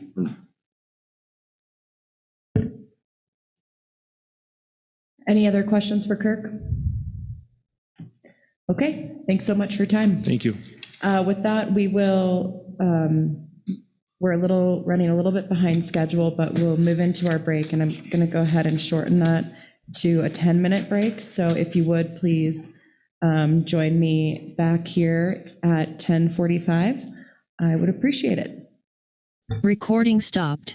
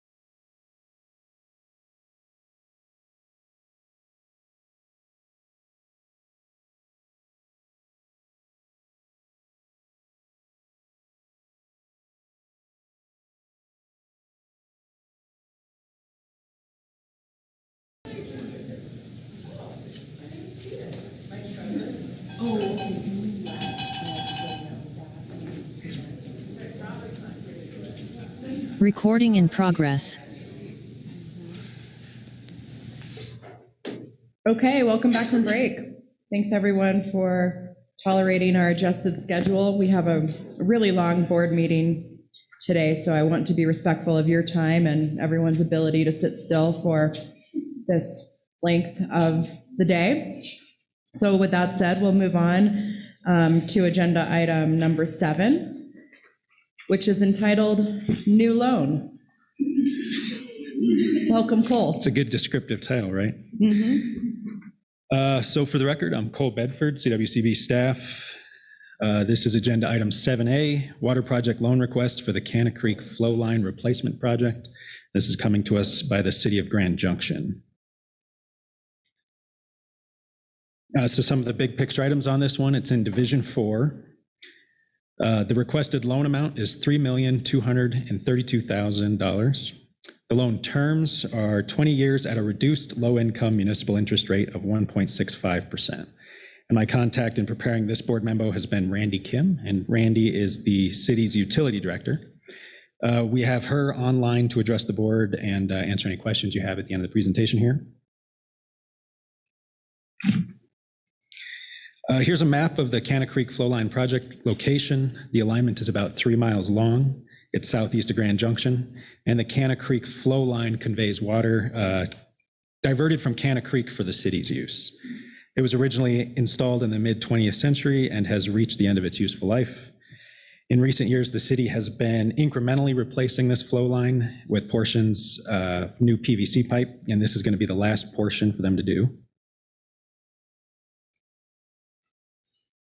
So for the project financials, the entire project cost is $3.5 million, and the city received a $300,000 CDA grant that's going to cover a portion, and then the loan will be the rest. With the 1% service fee on our loan, the total amount we're going to loan is $3,232,000. And again, the terms are 1.65% for 20 years. Financial ratios indicate that the city is a strong borrower. And I want to point out that on this one, that classification as a strong borrower takes into account that the city has 2 other loans that are currently in the construction phase with us. And they're getting after these projects, but they're also meeting those costs with some increases on their revenue side. Collateral is going to consist of a pledge of revenues backed by a rate covenant and annual financial reporting per policy number 5. And here is the staff recommendation. It is as stated on the front page of the board memo. I can answer any questions, and as I mentioned, Randy Kim is online as well. Thank you so much. Do we have any questions for Cole or for Ms. Kim? I'm not seeing any. Thank you, Cole. We do have staff recommendation. Is there a motion? I would move to accept staff's recommendation on item 7A. Thank you, Director Anderson. Did I see a second from Director Boucher? Thank you very much. We have a motion and a second to approve staff recommendation. Any discussion? Seeing none, all those in favor, please indicate by saying aye. Aye. Aye. All those opposed, please indicate by saying nay. And the motion passes. Thank you so much, Cole. Alrighty.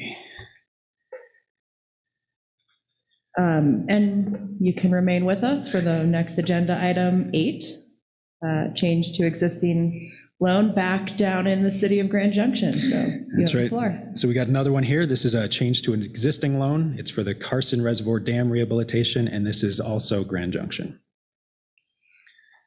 This is in the same area as the Canna Creek project in Division 4. The project is going to improve the Carson Reservoir Dam, which is an important component of the city's water infrastructure. The requested loan amount for this change is $4,343,000, and the terms on this one are 10 years at 1%. This is an increase of $1,313,000 from their current authorization. And again, Randy Kim is online, and she has been the person I've been working with on this loan.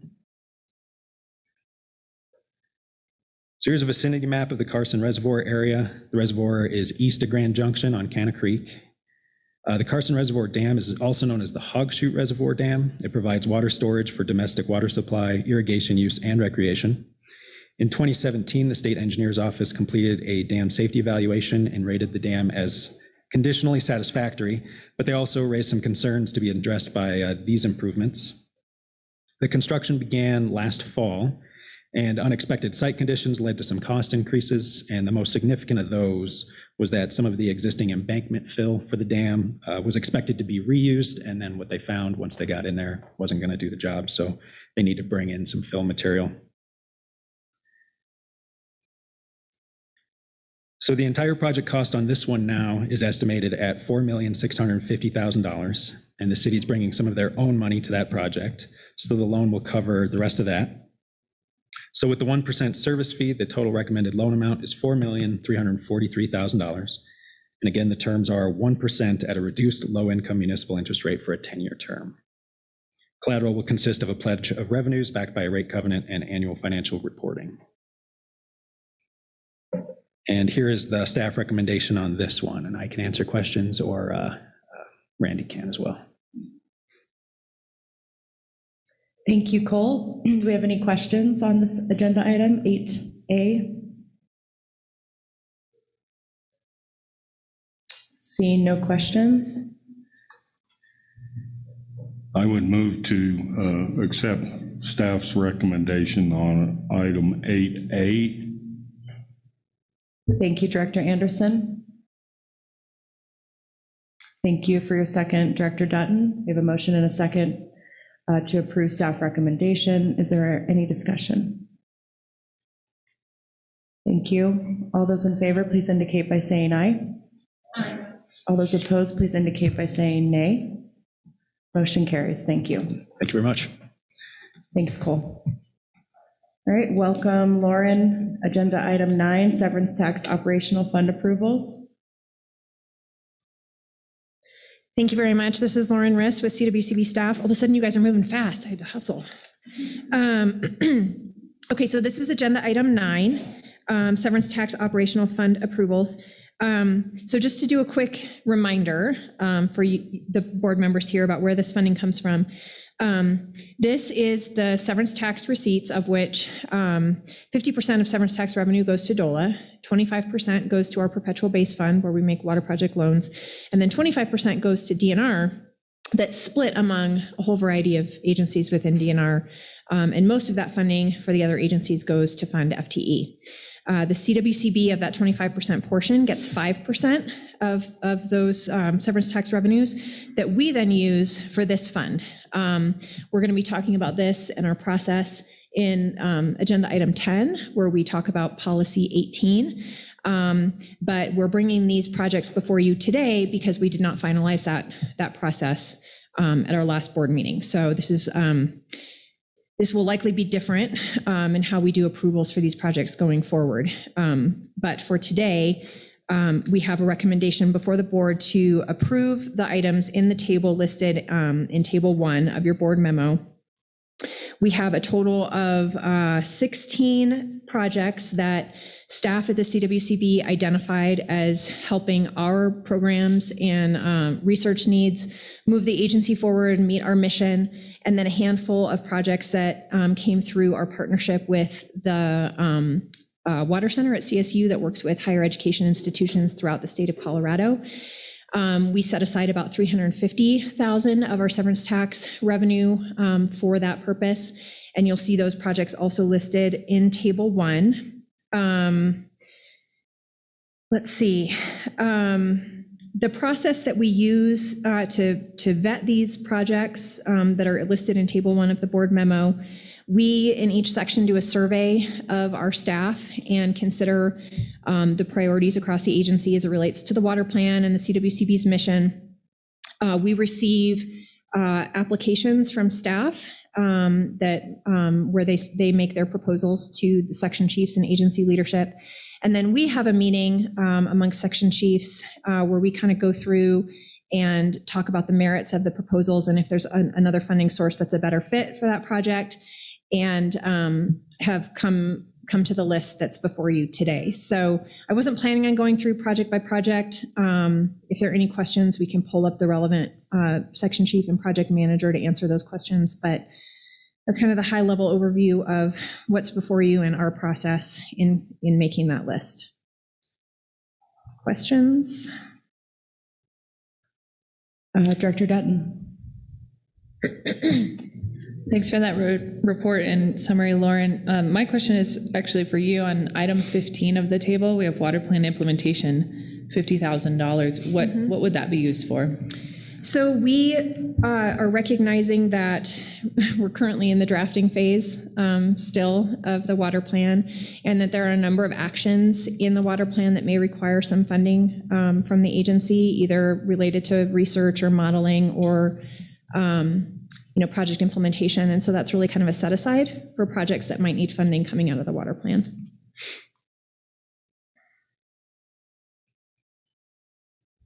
Any other questions?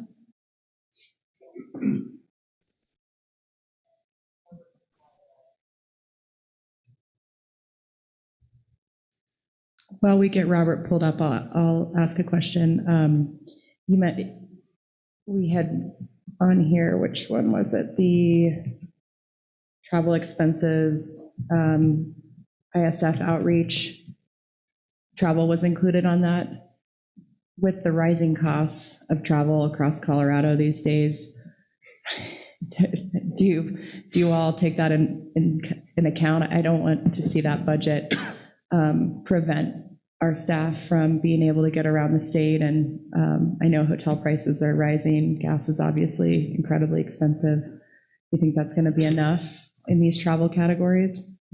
Yes, thank you. I do believe that, as Rob V. Hill was considering his plans and priorities for the upcoming year, that was his best estimate. And I think we feel pretty comfortable that that'll get our people where they need to be around the state. So, yeah, cool. One other just comment. Thank you. I'm really excited about the signage. So thanks to the Waltons for their matching funding there. I think it's going to be really neat for people to be able to see the projects that staff and this board have worked on and brought to fruition with our external stakeholders. So I'm really looking forward to that. Will it be past projects in addition to new projects? Yes, thank you. So for that item, we're kind of treating that as a little bit of a pilot. I think as an agency, we haven't been very good about taking credit for the projects that we have done on the ground. And so, yeah, this idea really came to us from the Waltons, and we're really appreciative and thought it was a great idea. So we're looking at some past in-stream flow appropriations and reaches that we can put some signage up that are publicly accessible. Kind of new into the sign world. I keep joking about like posters and Sharpies. It's kind of the extent of my knowledge, but we're kind of imagining some informational, sort of like waist height signs that will explain both what the in-stream flow program is and the values that we're protecting in that reach. So we have a handful that we're going to work towards for this year, and then we'll see how it goes for the future. But yeah, we're pretty excited about that too. Great. Well, keep us apprised of where you select to put those signs, so we can check them out as we go on our travels around the state. That'll be neat. There we are. There he is. Good Thanks, morning, Madam Chair. Director Sakata. Thank you very much. Lauren, my question for you was about the totaling. The totals don't seem correct for the total CWCB requested. Yeah, Director Sakata, thank you for always being so diligent about checking our math. So there was an Excel error in items 15 and 16, which was water plan implementation, the 50,000, and then the signage project for 25,000 wasn't included in that total. So that bumps it up by 75,000. So the total amount, the grand total amount of this funding would be 1.269 million. I think the staff recommendation is still okay because we're asking for funding for each of the items listed in Table 1. Very good. Thank you. Thank you, Director Sakata. Okay, any other questions, comments on our? Yes, please. I just wanted to say, just kind of put it out there, a comment. Thank you for all the work on this, and just thanks for continuing to work with the Water Center at CSU. you know, it was such a bummer when in 2020 when we had to pull back the funds and we weren't able to fund any of the research. And so it's just really exciting to see that partnership continue and a lot of really exciting projects be included this year. So thank you for that. Yes, and thank you, Director Dutton. I actually meant to mention that this is the first time we've been able to put funding towards projects like this for 2 years. The year that you're referencing was when we were kind of in the thick of the impacts from COVID and had approved projects and then actually had to pull the funding back. And then last year we didn't fund anything at all. And now we're seeing some really exciting revenue totals coming in from severance tax. So hopefully the next few years will be on the upswing. But yeah, it's an important partnership. So I guess one follow-up on that is, how do you think that staff will share the outcomes of this funded research with us? For that, specifically for the higher ed? Yeah, we have, I think, 6 items there that, do you think they'll come to us in a board meeting eventually, or, yeah, go ahead. Yeah, so if that's something that the board is interested in hearing about, we can certainly build that into future agendas. The way it works on the back end is that we have project managers assigned to each higher ed project on staff. And at the end of the fiscal year, we will get reports back from the research that was completed. And we keep that on file, and we'd be happy to share it with anyone who's interested, or if you'd like presentations, we can build that into future board meetings. Great. Well, maybe we'll everybody think about how we'd like to see some of that information, and it would be great to just know how those turn out and get maybe the highlights. I know no one likes to have too long of a presentation, but it sure is nice to hear some of the good takeaways. Sorry, Director Brody. I would agree. I think, when we're using public dollars to fund these types of research efforts, it's important that the public get the benefit of what's going through those efforts. And I hope we can find efficient and effective ways to share those findings with the board and with the broader water community. Such a great point. Thank you, Director Brody. Okay, anything else? Okay. Keep doing that. There you go. Well, thanks again, Lauren. We appreciate your time on this, and thanks to all of staff for their efforts. And it's great to see some of these advances. So we will invite Kirk back up for agenda item 10, severance tax. Oh, do we need, sorry, you probably want an approval. Madam Chair, that is correct. This is an action item, so we do need the board to approve the items in table 1. I think we can probably manage that. Director Boucher, thank you. Thanks for the board orientation this week, or last week, excuse me. I feel like a severance tax operational fund expert now. So with that, I would move to accept staff's recommendation on agenda item 9 for the severance tax operational fund approvals. I saw Director Brody first, so we'll give her the second, but thank you, Director Felt.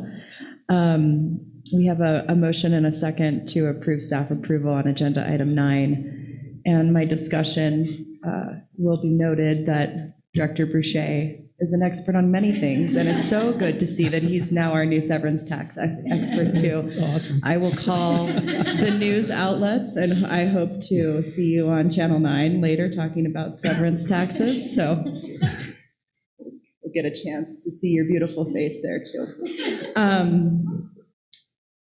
If there's no further discussion on Director Boucher and his expertise or this agenda item, we'll go ahead and look for all those in favor of approving this, please indicate by saying aye. Aye. Any opposed, please indicate by saying nay. Okay, motion carries. Thank you. Kirk, welcome back. Thank you, Madam Chair. Again, Kirk Russell, Finance Section Chief at CWCB. Great conversation on the previous item that really will be reflected, I think, as we move forward with this policy or request for a policy change. It was interesting, you're talking about signages. I've often wondered, even with our construction projects, it would be neat to be able to highlight that we're part of the project.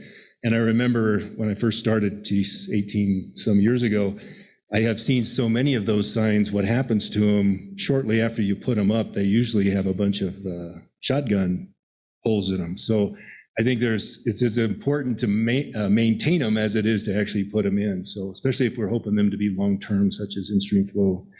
But it's all stuff I think we'll learn through the process here. This is a repeat of last board meeting.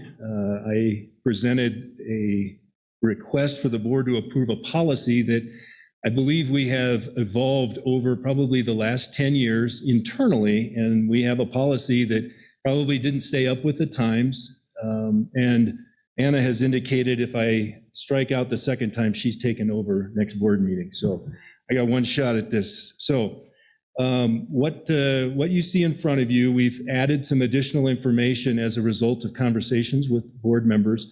And so a version was sent out with just some minor changes. And so I want to make sure you're aware of the difference between maybe what you received in your original packet and what you're looking at, the current agenda item.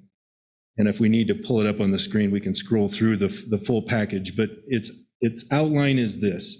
There's the board memo, and inside that board memo is a reference to last board meeting's memo, just to keep it, I didn't want to ignore it because it was put in there to help through the conversation. The memo is followed by the current policy, the one that the board just approved the last list from. Then we've got the proposed policy, and there's a little number 2 in the parentheses. So if you don't see the 2 on the watermark, you're looking at an aged one. And then following that is the request that the board members or a board member made to see the red line. And as you can see, it really doesn't help. It's got so much change in it. It's just kind of almost a pollution of red changes. But I did want to include it because that is the request.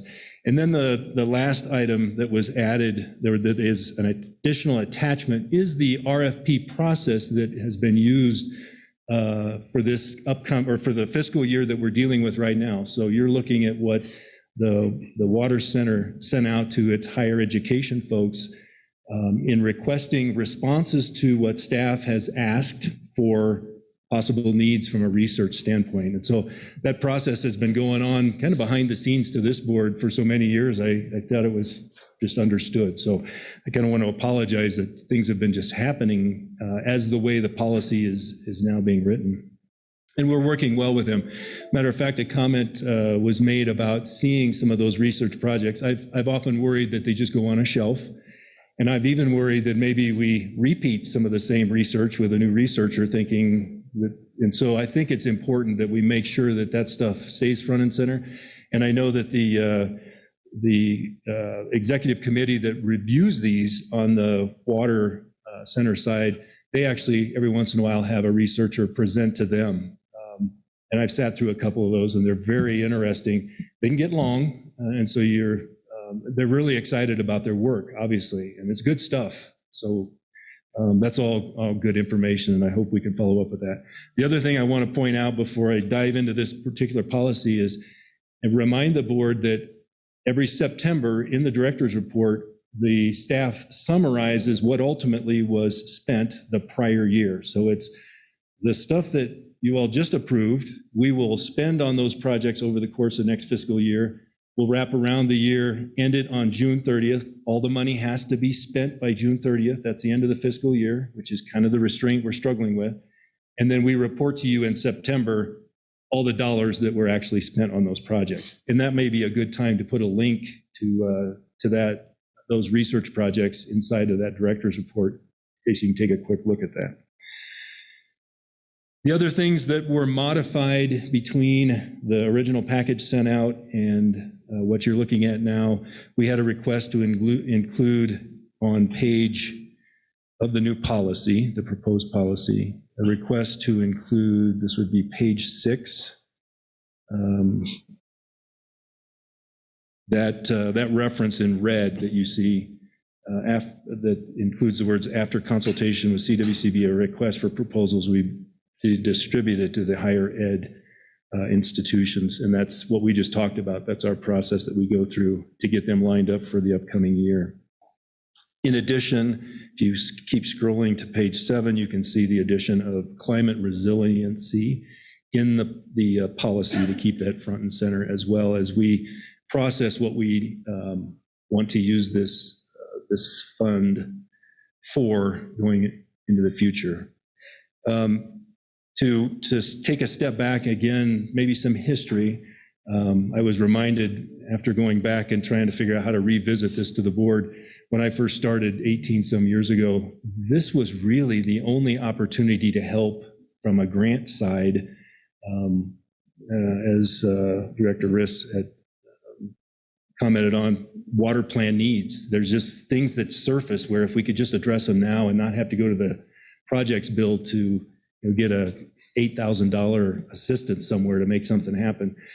Back in the day, this being the only opportunity for staff and outside folks to come in, it was a war room. It was $1.2 million, and it was fought hard for and heated in some instances. You've got that much money last year, I need to get this funded. And so again, over time, water plan grants, WSRF grant program has come around. Other grants that CWCB board has the opportunity to approve, TAFC grants, things like that, are taking care of a lot of those stresses. And so lining this up for the internal needs, I think, is just an important direction to take this. And I pointed out that the timing, when an outside entity needs to get it contract, get it spent, things change, it's very difficult sometimes. So we think we can do that better in-house than folks on the outside have to manage.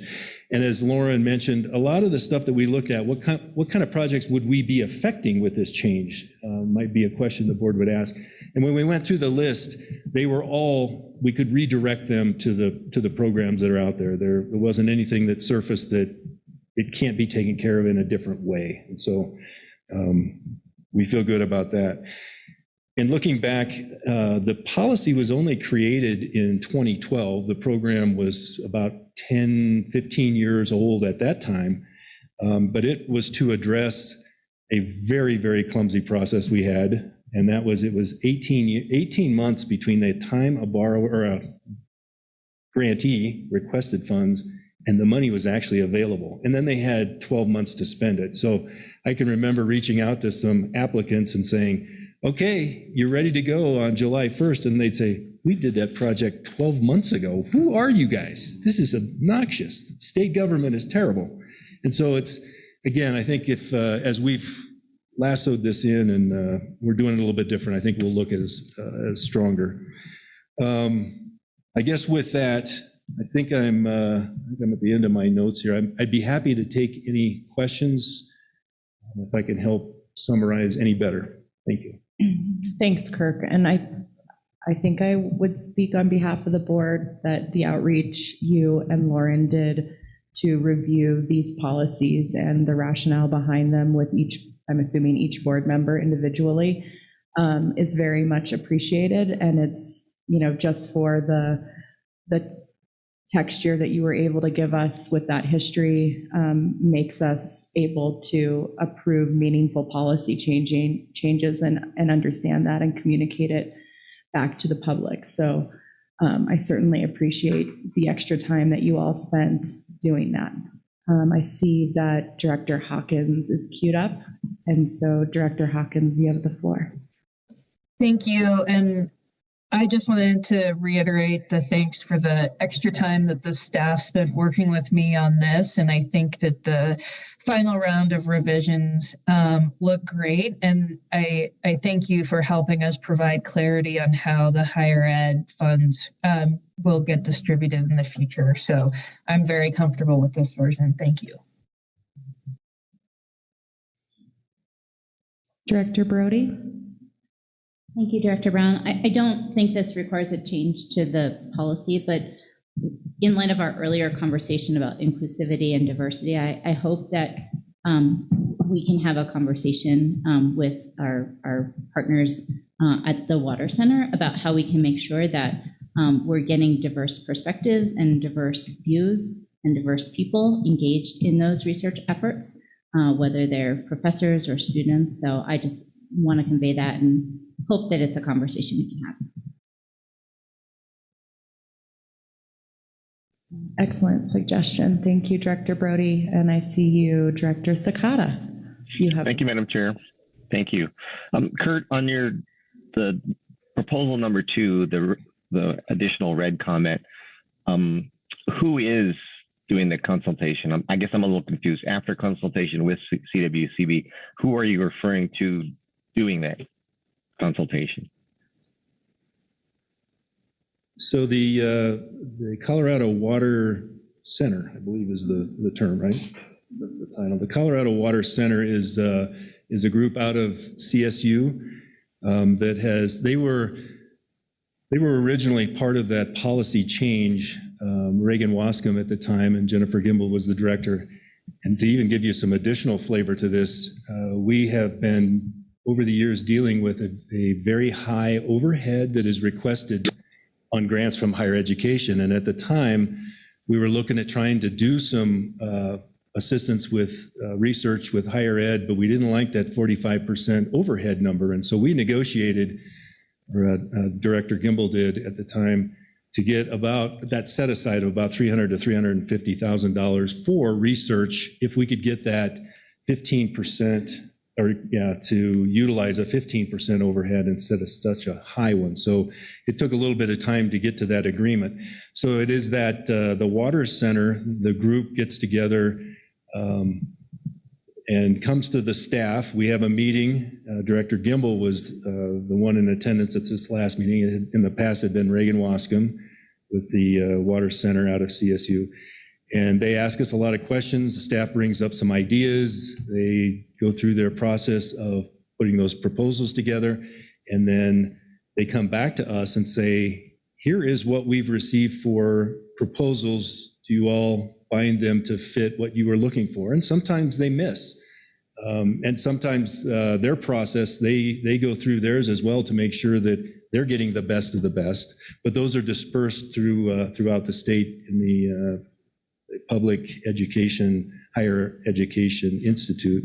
And so it's a long process for them to go through to bring out the best of the best for us to finally take a look at.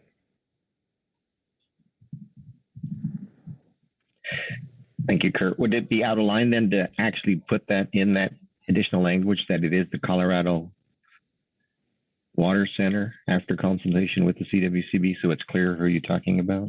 Yeah, Director Sakata, I appreciate that question. We did think through that, and we struggle a little bit with how much detail to put in a policy so that if a change is needed, if that were to change for some reason, if there's a better organization that develops over time that would align better with the research effort, that was the reason we went somewhat generic on this. Yeah, but we struggled with that a little bit as well. We were trying to keep it more high level is the answer.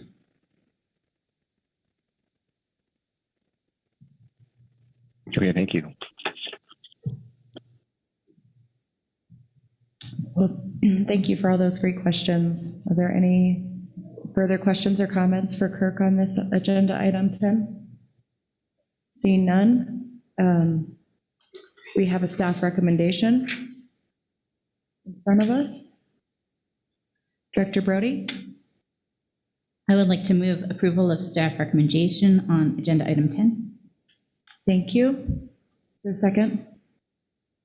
Director Boucher, thank you. I have a motion and a second to approve staff approval on agenda item 10. Is there any discussion? Seeing none, all those in favor, please indicate by saying aye. Aye. All those opposed, please indicate by saying nay. And the motion carries. Thank you. Thank you. Thank you, Kirk. Agenda item 11, WSRF grant applications. Ben Wade. Oh, there he is. Hi, Ben. Good morning, Madam Chair. Hope everybody can hear me okay. For the record, Ben Wade, CWCB staff, presenting agenda item 11. And but before I begin, I did see Dory V. Hill walking around on the camera during the break. So I wanted to give a shout out to Dory, who does awesome work just preparing our board materials as well as taking care of all of our contracting and all the financial summaries that the board receives. And so huge thanks to her. And then also to Elgin Turner for his help every day, just getting people reimbursed and getting a lot of the contracting docs put together. So with that, thank you both. Definitely don't get enough credit. Agenda item 11 is a water supply reserve fund grant application approved by the North Platte Basin Roundtable. The applicant is the Owl Mountain Partnership.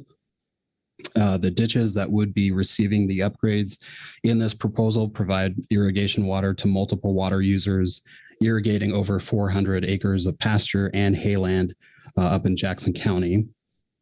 This application, or the applicant proposes to replace an old pipe headgate on the Leonard ditch, replace an old headgate and diversion structure on the Seymour number 1 ditch, and then also replace an old wood headgate on the Narren ditch, and I probably am butchering that ditch name. The applicant believes the upgrades will provide an estimated 10% of efficiency savings, and to provide the match, we did have individual producers as well as the NRCS EQIP program provide the cash match. I sent off a quick email. Debbie Heaney, who is very familiar with the project and has worked, actually just retired from NRCS, was going to hop online, so she may hop online here shortly. I don't see her here right now, but she would have been available for questions. I'm also available for questions if there are any. So I guess just to keep the meeting moving, yeah, I'm just available if the board has any questions on this particular grant application. Oh, thank you, Ben. We appreciate that. And I believe we have Director Trick online. I don't know if she has anything she'd like to say about this project, but are you able to pull her up on our screen too? Okay. Yes, thank you, Madam Chair, if you can hear me okay. Yes, this project is also in line with some other infrastructure projects that we have done through the Owl Mountain Partnership Program. It's a great project. It's an on-the-ground project that is, going to see some construction work done, and it will be an efficiency improvement for those water users, and it's also in line with the Basin Implementation Plan goals of the roundtable. So if there are no other questions, I would make a motion to approve staff recommendation on this item. Thank you, Director Trick. Do we have a second? Thank you, Director Anderson. A motion and a second to move staff approval on agenda item 11. Is there any discussion? Anything online? No? Okay. All those in favor, please indicate by saying aye. Aye. All those opposed, please indicate by saying nay. And the motion carries. Thank you so much, Ben. Thank you. All right, we are sailing through this morning now, and we are now at agenda item 12, Water Plan Grant Environmental and Rec Category Criteria Update.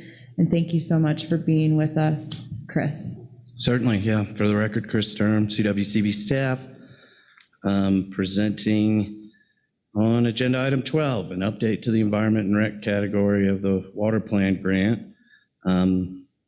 Hopefully the board remembers that we had a look at this in March and went through it. There were no substantive comments then. I did incorporate some comments from Director Sakata, but just a quick background on this, that the merger of the environment and rec category and the Colorado Watershed Restoration Program was approved by the board in May of 2021. So we're doing a little housekeeping here to have this criteria approved by the board so that our applicants have new criteria to look at in advance of the July 1 deadline for the water plan grants. And we have renamed in the proposed update the category to be the watershed health and recreation category, kind of honoring the names of both of those grant programs. So with that, I'll open it up for questions, or we can jump into staff recommendation. Thank you, and thanks for the thoroughness of the explanations behind this. And if anyone online has any questions or comments? No? Anybody here in person? Seeing none, go ahead with staff recommendation, Chris. Staff recommends the board approve the revised guidance for the environment and recreation category of the Water Plan Grant Program. Thank you. Thank you, Director Felt. Do we have a second? Thank you, Director Brody. We have a motion and a second to approve staff recommendation on agenda item 12. Is there any discussion? Seeing none. All those in favor, please indicate by saying aye. Aye. All those opposed, please indicate by saying nay. All right, motion carries. Thanks for your great work on this, Chris. Thank you.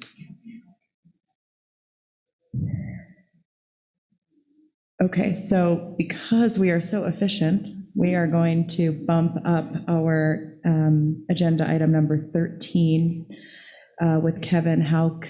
He's joining us virtually. And he's ready just momentarily. Okay, great.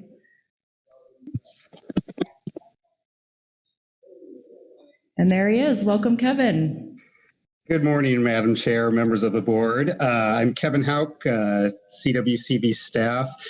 I'm here to present agenda item 13, which is the South Platte River easement for the South Metro Fire District.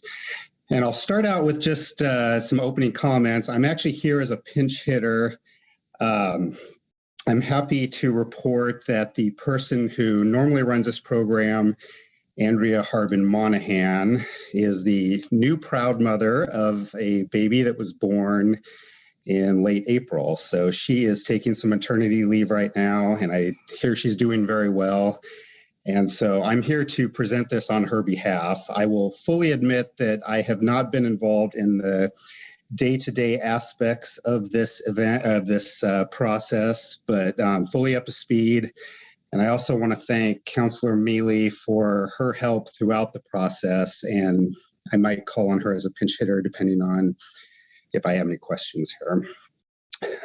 Just as a bit of background, you as a board see these easement requests occasionally, but I know there's some new board members that haven't seen too many of these. So I just want to give just a couple minutes of background as to what this program entails. So when the Chatfield Reservoir was built following the 1965 flood that impacted the Denver metro area and many downstream communities, as part of the agreement between the Corps of Engineers and the state of Colorado and the local stakeholders, the Corps of Engineers built Chatfield Reservoir as a flood control facility, but also performed improvements to the downstream channel between the outlet of the reservoir and downtown. And as is common for many of these core projects, they needed a non-federal sponsor that they could assign the operation and maintenance of that project in perpetuity. And the CWCB is that non-federal sponsor for the downstream project. So essentially, we own an easement on the South Platte River from the outlet of Chatfield Reservoir to the confluence with Bear Creek a few miles downstream. And as part of owning that easement, we are in charge of maintaining the channel, maintaining its flood carrying capacity, but also providing various management services, which can include the issuance of easements to third parties for uses that they may have within our particular right-of-way. And this is an example of one of those. And for those of you who have seen these processes before, I'll open by saying that this one is a fairly straightforward one. There is no controversy that I know of.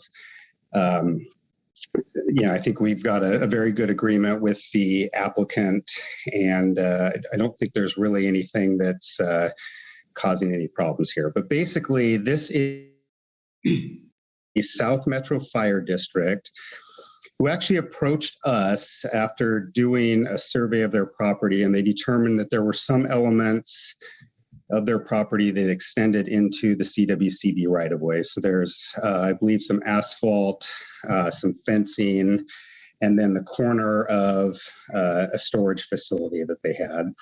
So in order to formalize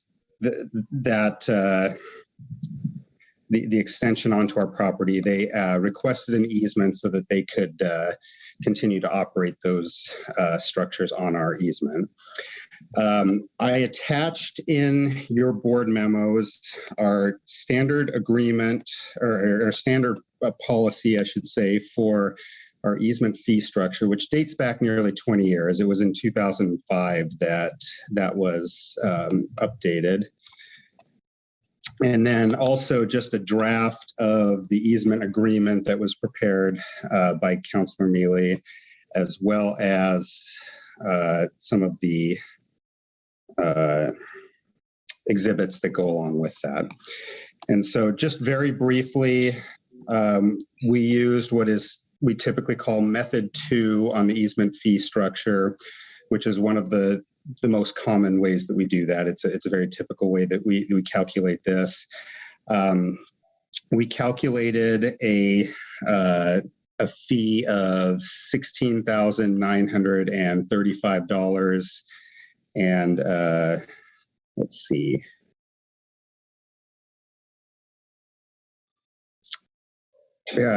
Councilor Mealy, can I call on you for just 1 second as I'm looking at this? And I just want to make sure I have the right number that I'm reporting to the board here.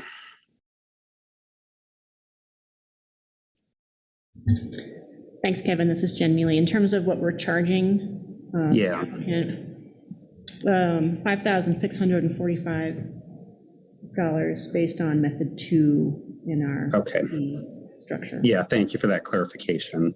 And so this number we have arrived at, and we've reached an agreement with the South Metro Fire District, and I believe everybody's prepared to enter into this agreement upon board approval.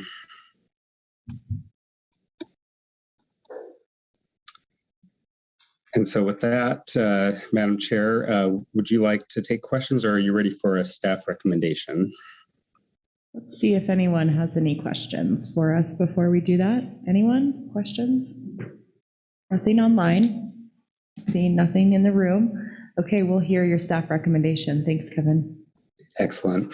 So staff recommends approval of South Metro Fire District's request for a 25-year non-exclusive agreement for an existing storage unit, fencing, and pavement that are encroaching on CWCB-owned land in Littleton, Colorado. Using method 2 of the attached 2005 fee structure, staff recommends collecting a fee of $5,645. Thank you. We have a motion. Thank you, Director Brody. Go ahead. I'll move approval of staff recommendation on agenda item 13. Thank you. Director Boucher, second. Thank you. Any discussion? Seeing none, all those in favor, please indicate by saying aye. All those opposed, please indicate by saying nay. Motion carries. Thank you so much for pitch hitting. We appreciate it. Thank you. Okay, well, that brings us to lunch. Yep. All right, we're going to have lunch, and we will return at 12:45. Thank you.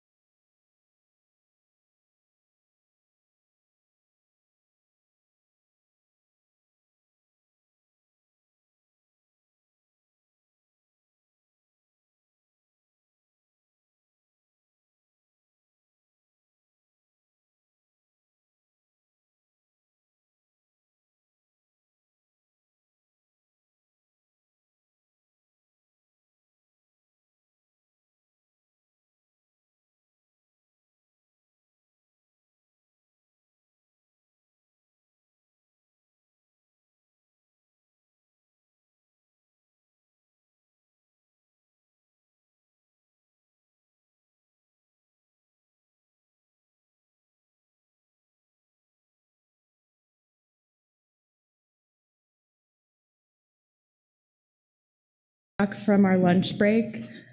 We will begin with agenda item 14, fiscal year 22-23 funding for water plan grant categories. And thank you, Anna. Yeah, good afternoon. For the record, Anna Moss, CWCB staff. So this one is just a quick overview for you all. Within the projects bill this year, there's $8.2 million that was appropriated for the Water Plan Grant Program. And so we wanted to set some general guides as funding targets for how we're going to distribute that across all of those grant program or categories rather. And so this also ties back to that grant consolidation process that we did. So in making these recommendations today, we looked back at the historic funding of every category of Water Plan Grant Program, but then also those programs that we rolled in that are now consolidated as a part. So we've got the agriculture category, we've got engagement and innovation, conservation and land use. We also looked at the Water Efficiency Grant Program historic funding. When it comes to watershed health and recreation, we looked at the watershed restoration funding and environment and rec from water plan grants, and then the storage and supply category and the subset now of the ATM grants. And so in the recommendation, and I've got the funding amounts, let's see, not on this slide. This will show you what's available for the upcoming year. I guess in the staff recommendation, you have the amounts we're saying of the 8.2, what we would put towards each category. And then on the slide here, it will show you the available balance across each of those programs. And I guess just something to note on this is that the 8.2 million in the upcoming fiscal year is a little bit less than we've had historically. Since the implementation of, since the start of the Water Plan Grant Program, we've had on average about $10.1 million available, so a little bit less. So when you see some of these numbers, they don't quite equal maybe what there was historically, but on a percentage basis, that's what we base this on. And we also looked at the carryover balances across the different grant categories. So these are generally rough targets for you all. If when we get applications in, different projects, depending on what those demands look like, you will all have the flexibility to award differently if you choose. But we wanted just to sort of set expectations, especially for grantees out there as they're looking at how much is available in your programs in an upcoming year. It just helps to have a sense of what's out there. So with that, I'll happily answer any questions you have. Thank you. That's great. I'm wondering if that mic is loud enough for everybody to hear. You guys? Yep. Okay, thank you so much. Maybe it's just my hearing is going. I can talk louder too. Okay, cool. Great. Well, thank you for this. We'll start off. Any virtual board members that have any questions or comments that you see, Viola? Nope. Okay. Oh.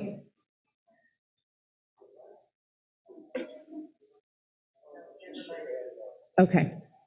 Anyone in the room with any questions, comments regarding water plan grant funding? Okay, well, I think that takes care of that then. Sorry, I'm just getting back to my agenda. This is not an action item, correct? We did have a staff recommendation, oh, yes. You do. Okay, sorry, thank you.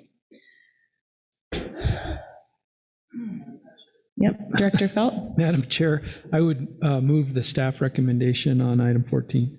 Thank you. Oh, thank you. Second by Director Dutton. So we have staff recommendation for agenda item 14, fiscal year 22 to 23 funding for the water plan grant categories. We have a motion by Director Felt and a second by Director Dutton. Is there any discussion? I actually have just one quick question. So because the rollout of the water plan update will not occur officially until January of 2023, this really will be under the original water plan category. And so any changes or comments that we receive going forward through the water planning process that will culminate in January 23 will be incorporated into the fiscal year 23-24 updates. That's correct, right? Right, and I guess with that, it would probably be something we'd have to reconsider the criteria and guidelines if we were to make changes to the program as a result of the water plan. But you're right, with the current criteria and guidelines are what these funding amounts apply to. Great, just wanted to make that clarification. I know we're in the transition of exciting new times in our water plan. So, okay, thank you. That is my.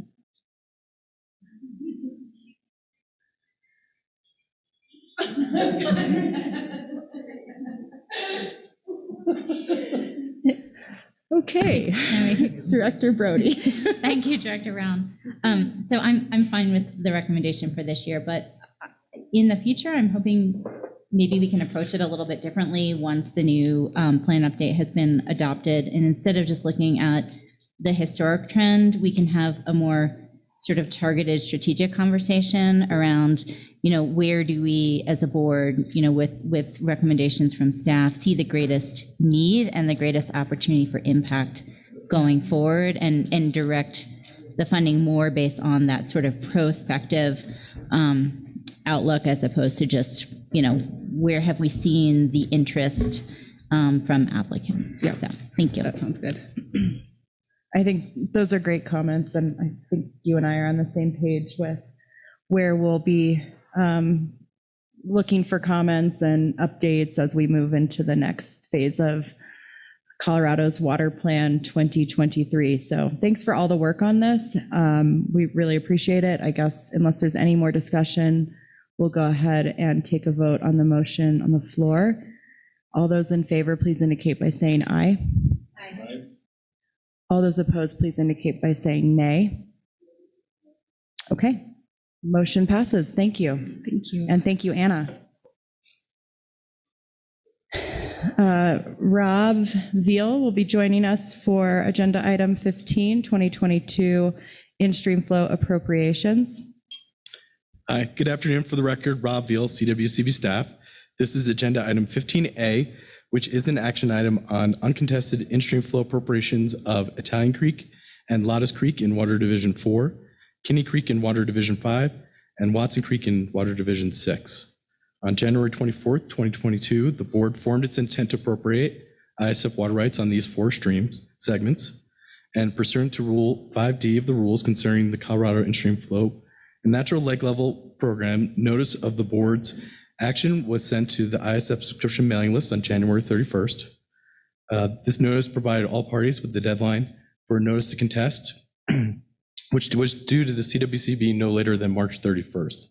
No notices to contest were filed on any of these 4 stream segments, and staff is requesting final action on them today.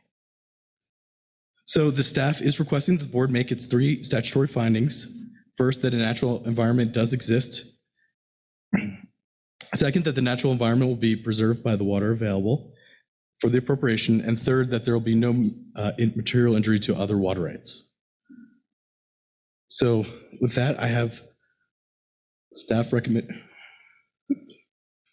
Probably should hit the big button. Staff recommendation. So staff requests that the board make the following determinations and take the following actions on each of the appropriations listed and identified in Table 1.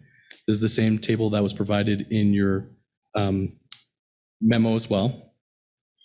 The information necessary to support these determinations was contained in staff's memo for this meeting, the recommendation letters, and the documentation submitted by the recommenders, the Bureau of Land Management, and High Country Conservation Advocates, and in staff's memo and oral presentation provided at the January 24th, 2022 meeting.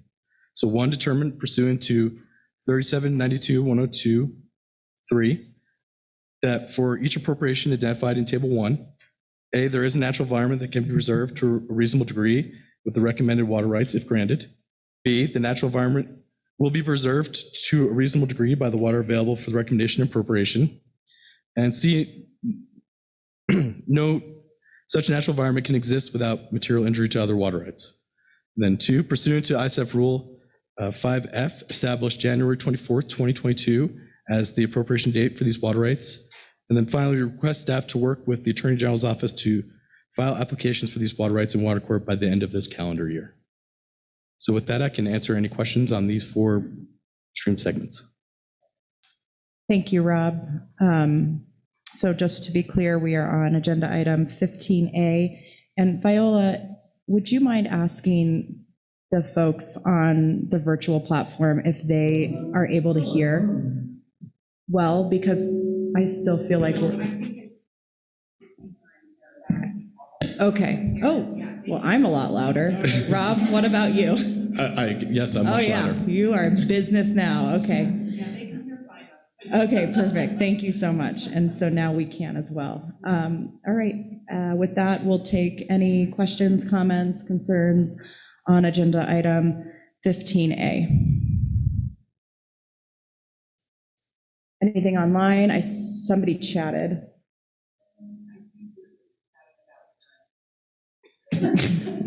Everyone sounds excellent. Great. Okay.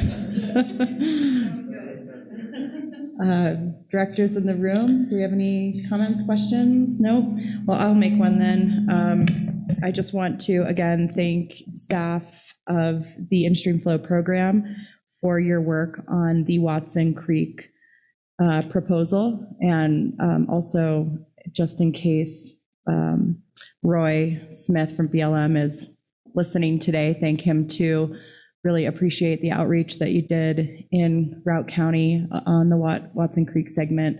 And I know that the producers and water users in that area did as well. And just really proud of this program for doing that outreach. And I know sometimes it takes a little bit of extra poking around to hear from people that are, really busy in their day-to-day work, but I think it's important. And I just wanted to say thank you again for doing that. So my kudos to you and your staff, Rob, on that.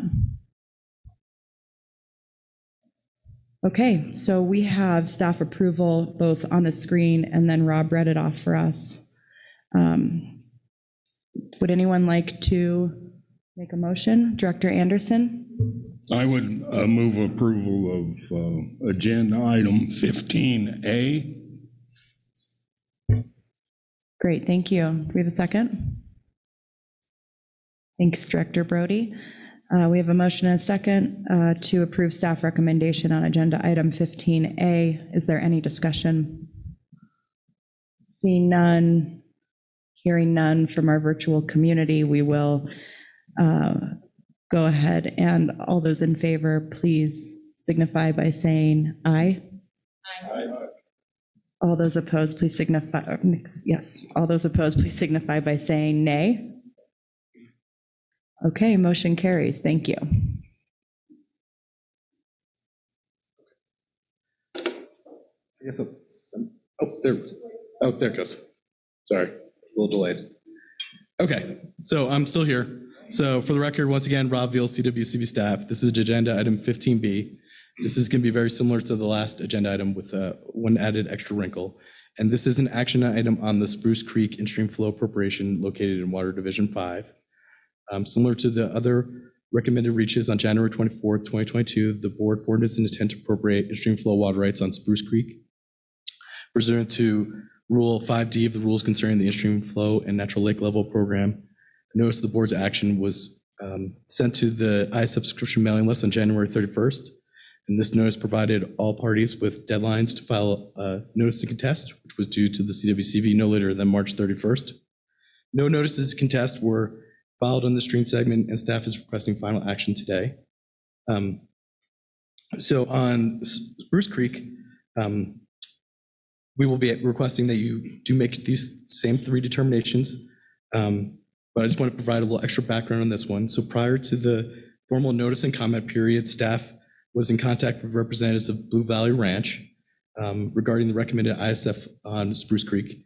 And at the January board meeting, the board was provided with a conditional letter of support from Blue Valley Ranch, dependent on some certain terms and conditions being reached on this appropriation. So attached to the staff's memo was a signed stipulation between staff and the representatives of Blue Valley Ranch. Just a few highlights of what that stipulation states is that first, the lower terminus of the appropriation was requested to be moved approximately 100 feet upstream of the Hoagland Canal. So this was so that the flume measuring device could be located downstream of the in-stream flow. Staff agreed to this condition, and we agreed upon a mutually agreeable point on the river to have the lower terminus, which is references just above the Hoagland Canal. And the stipulation also identified several decreed water rights that staff agreed to recognize as being valid existing water rights that are going to be senior to this in-stream flow appropriation. And this stipulation also included a clause that if the board declined to accept this stipulation, that the Blue Valley Ranch may file a late notice to contest this appropriation, but it is staff's recommendation to accept all the terms and conditions included within the stipulation. So with that, it is staff's recommendation is followed. I won't go through it again because it's almost identical to the one we just did in the previous item, except for number 3, which would be to accept the provisions in the Galloway Inc. doing business as the Blue Valley Ranch stipulation and agree to include them in any subsequent water court filings, application and decree. So that's staff's recommendation for 15B, and I can answer any questions. Thanks, Rob. Are there any questions? Thank you. Director Boucher. Thank you, Madam Chair. Rob, thanks for your work on this. I'm just curious, being new to this position, how many times with in-stream flow appropriations you go through a process like this with a landowner to that length?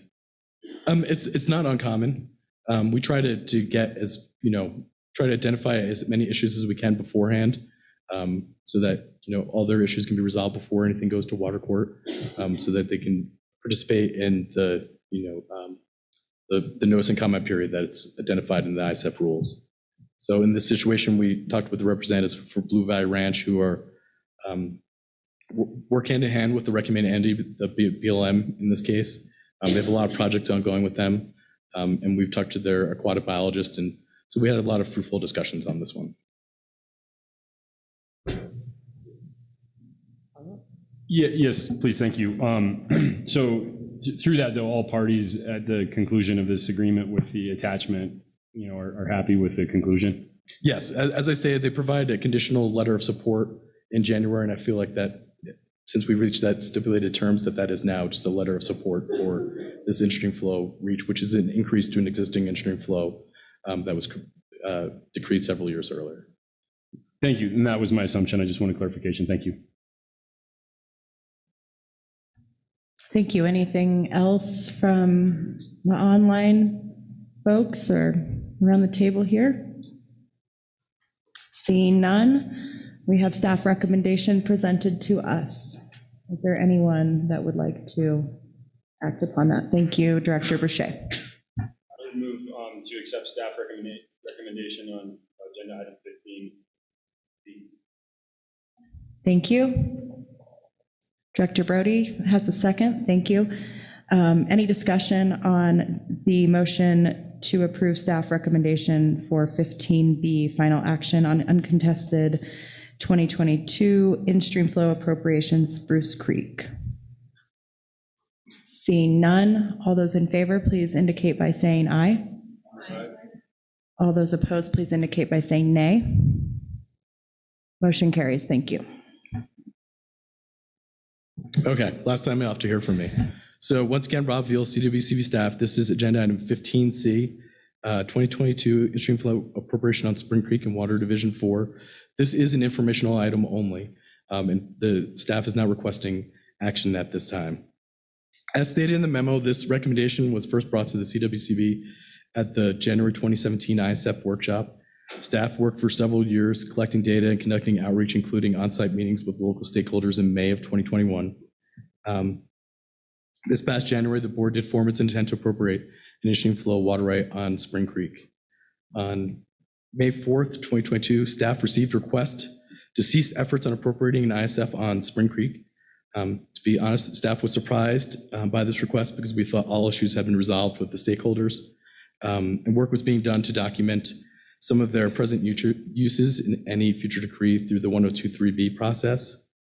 Because of the short amount of time between when the request was received and the deadline for the materials to be presented to the board, no actions being requested today. And after discussions with the Bureau of Land Management, staff intends to pause actions on this appropriation. And at the next board meeting in July, staff may bring an action item regarding this in-stream flow recommendation. And that's the only update I have on this, but I can answer any questions that you may have as well. Thank you, Rob. Do we have questions? Celine, yes, Director Hawkins, you have the floor. We'll wait to get your video up here. Thank you. Welcome. Thank you. Rob, thank you for the report and the memo on this. I read the letter from the landowners and irrigators on Spring Creek, and I was wondering if you could talk a little bit about where staff is on the water availability analysis for Spring Creek. So staff is pretty confident with our water availability analysis. We do recognize that, the last 10 years and the last couple of years especially have been brutally dry down in that area. But as I said, we started working on this in-stream flow water right in 2017. We placed a temporary gauge on Spring Creek to make sure that we had the best available on-site data that was possible. And that's what we used to have the board form their intent to appropriate in January, was based on that gauge data. There's some misinformation, in the letter regarding how we went about our water availability analysis with the stakeholders. I thought we had BLM was down with us with the Water Commissioner Mark Ragsdale in that May 2021 meeting, where we thought we had kind of reached agreement on all the different aspects of the recommendation. But obviously they don't feel the same way. And so that's why we just want to take a pause on this recommendation and try to see if we can resolve some of the issues that are still related with this, or, try to figure out a path forward in some way so that they just find a path forward. I have a question. Thank you, Rob. Director Hawkins, do you have any follow-up or? Just to say, Rob, that if I can be of service, please don't hesitate to reach out. Thank you. And I just want to thank Southwestern Water Conservation District as well. They offered to hire a consultant out of Harris Engineering to help these landowners document some of their 1023 possible issues, and she worked on that. So I just want to thank them for their help in that matter as well. Thank you. What's your name? Director Feld. You've got the floor. Yeah, I didn't even have to look at your name tag. Yeah. Rob, it seems like you and your group do a good job of resolving conflicts and taking this to water court, taking these applications to water court, where you basically, I think it's up to a judge just to look through it and make sure you've done your homework, but I just don't really remember any going to court contested. Am I wrong? This is just 2 years of watching, but. So I will rely on Jamie to help me if I'm mischaracterizing any of this, but part of the way the rules are set up is for this to be kind of this board to be kind of the administrative process where those three findings are being decided upon. And those three findings are not really questionable in water court. So there has been some contention in water court, but usually the review is an APA review of the record, the administrative record that's presented from this body. Jen, did I do a good job of explaining that there are some issues that happen in water court, but they tend not to be related to the three findings that we request the board to make. This is Jen Mealy, and I agree. Well said, Rob. I think you captured it. With the Dolores River a couple of years ago, we were surprised by some opposers we had, but really it all comes down to what the administrative process is and what the findings were here. And then as Rob said, that's reviewed in the water court. That's really the opportunity to contest is in front of the board. Gotcha. And so, but the review, I assume that takes place in the water court of the division that the water right exists in, or is there more of a centralized process? No, we would file in the water court of the division where the water right is located. Okay. Thank you. Thanks, Director Felt. Good questions. I just had a clarifying question too, to make sure that I understood the issues. So the Southwestern had hired a consultant and they documented the current undecreed uses. And then after that, you had people that came up that were not part of that process and had additional undecreed uses they want to see defined, or it seemed to me like the letter that was written concentrated more on a disagreement that there was available water for the in-stream flow and less that there were additional undecreed uses that needed to be documented. I might have not said that very clearly. No, I understand your question. So it is the same stakeholders that were involved throughout the process. And, I don't know if there was miscommunication about the parties when we had our meeting, that we thought having documentation of their 1023B issues would resolve all of their other issues. And that doesn't seem to be the case, that they have concerns about the water availability issue in general, even if they have their uses documented through 1023B. So I don't think there were. Thank you. Thanks for that answer. Any other questions? Okay, I'm not seeing any here, and that is not an action item, so thank you so much. And unfortunately, you have to go away, and we'll invite Pete up now. Thank you. My eloquence is just really landing, isn't it? Welcome, Pete. Agenda item 16. Thank you, Madam Chair, Directors. Good afternoon. For the record, my name is Pete Konovitz, CWCB staff, and I'm presenting on agenda item 16, which is a proposed renewal of a lease with the Ute Water Conservancy District for water stored in Rudai Reservoir. This water would be released for in-stream flow use on the 15-mile reach on the Colorado River.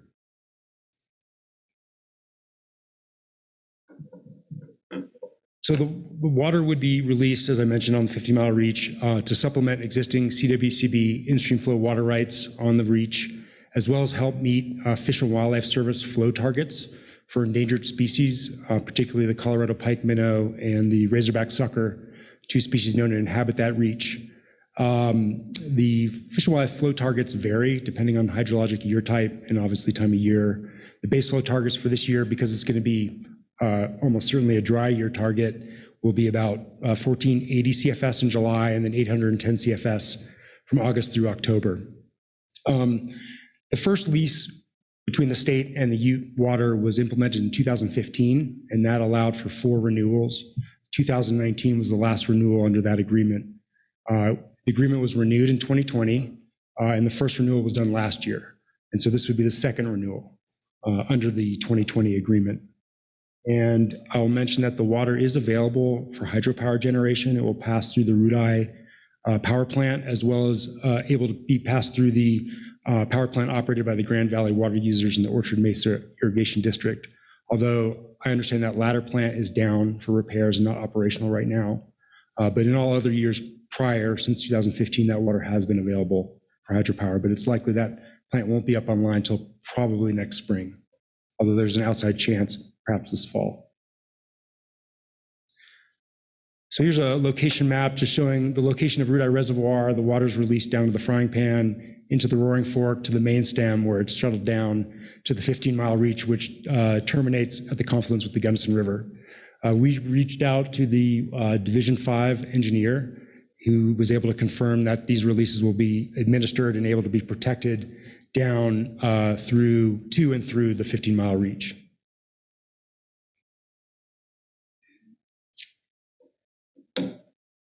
So the water lease agreement with Ute Water allows for a maximum amount of water up to 12,000 acre feet to be leased at a price of $20 per acre foot, and that's the same as last year.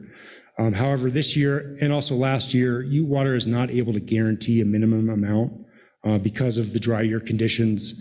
They need to be able to be flexible with their supplies. So we don't know for sure yet if they're going to have water available for lease. But we would like to implement the renewal potentially. So if they do have water, we can act quickly to implement those releases. In 2020, just for some reference, the state leased about 9,800 acre feet for 15-mile releases from Ute Water. And last year, the lease amount was about 2,500 acre feet. The funding for this lease would be proposed to come from the Species Conservation Trust Fund, up to the maximum amount, which would be $240,000. The Species Conservation Trust Fund projects bill has passed the Colorado House and Senate, and it's my understanding that it's now just awaiting the governor's signature. And in that bill, there is a line item for $250,000 earmarked for leases of Rudeye Reservoir water for the 15-mile reach. So that is what would be the funding for this particular lease agreement if it's renewed. So if it is renewed and there is water available, staff is going to be able to coordinate with the Fish and Wildlife Service and the Bureau of Reclamation on the timing and amount of these releases, particularly so they can kind of integrate this pool into other pools of water earmarked for 15-mile releases that are stored in Rudeye and also in other West Slope reservoirs. So it kind of helps add efficiency and coordination to their operations. And we're also going to coordinate with CPW on releases, particularly release amounts. The intent is to not have these releases cause the Frying Pan River below Rudeye to exceed 350 CFS, because at that level, it starts to cause problems for the fishery, particularly for angler access as the flows get up. So that's an objective there. And then we'll also be able to present the lease at the BOR Rudeye Reservoir Operations Meeting, which is held each August.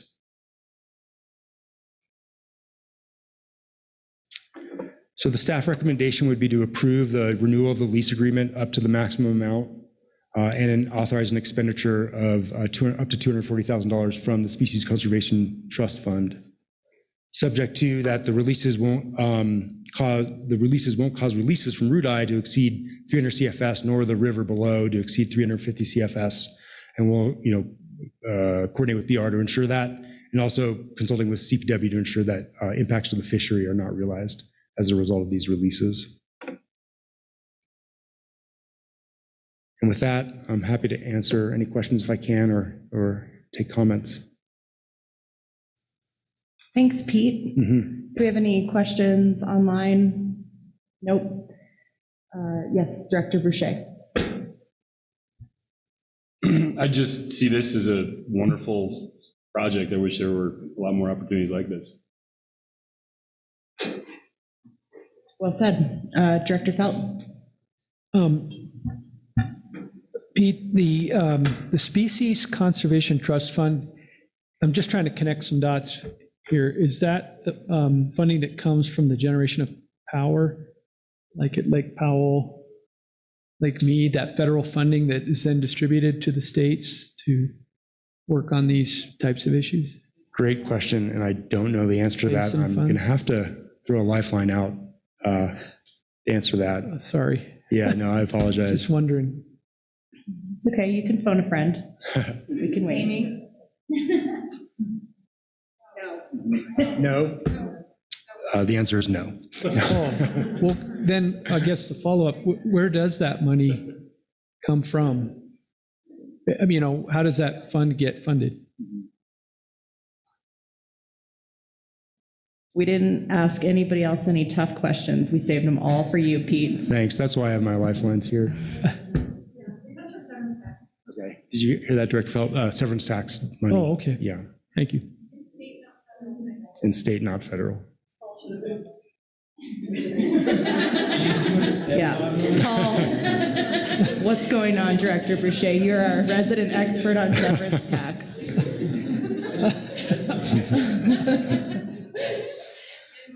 Thank you. Good point. We'll talk to Director Boucher about his failure to answer those questions later. All right. Any other questions for Director Boucher or Pete? Seeing none.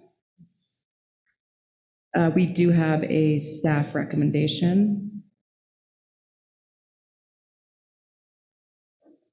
Director Boucher. Thank you, Madam Chair. I would move staff recommendation on agenda item 16. Thank you, Director Brody. And any discussion on the motion to approve staff recommendation on agenda item 16? Okay, seeing none, all those in favor, please indicate by saying aye. Aye. All those opposed, please indicate by saying nay. Motion carries. Thank you so much, Pete. Okay, thank you. Okay, welcome to Elizabeth. We are on agenda item 17, Water Education Colorado's work plan and annual allocation. We are just very advanced in our time frame on this agenda, so yes, we might take just a minute here.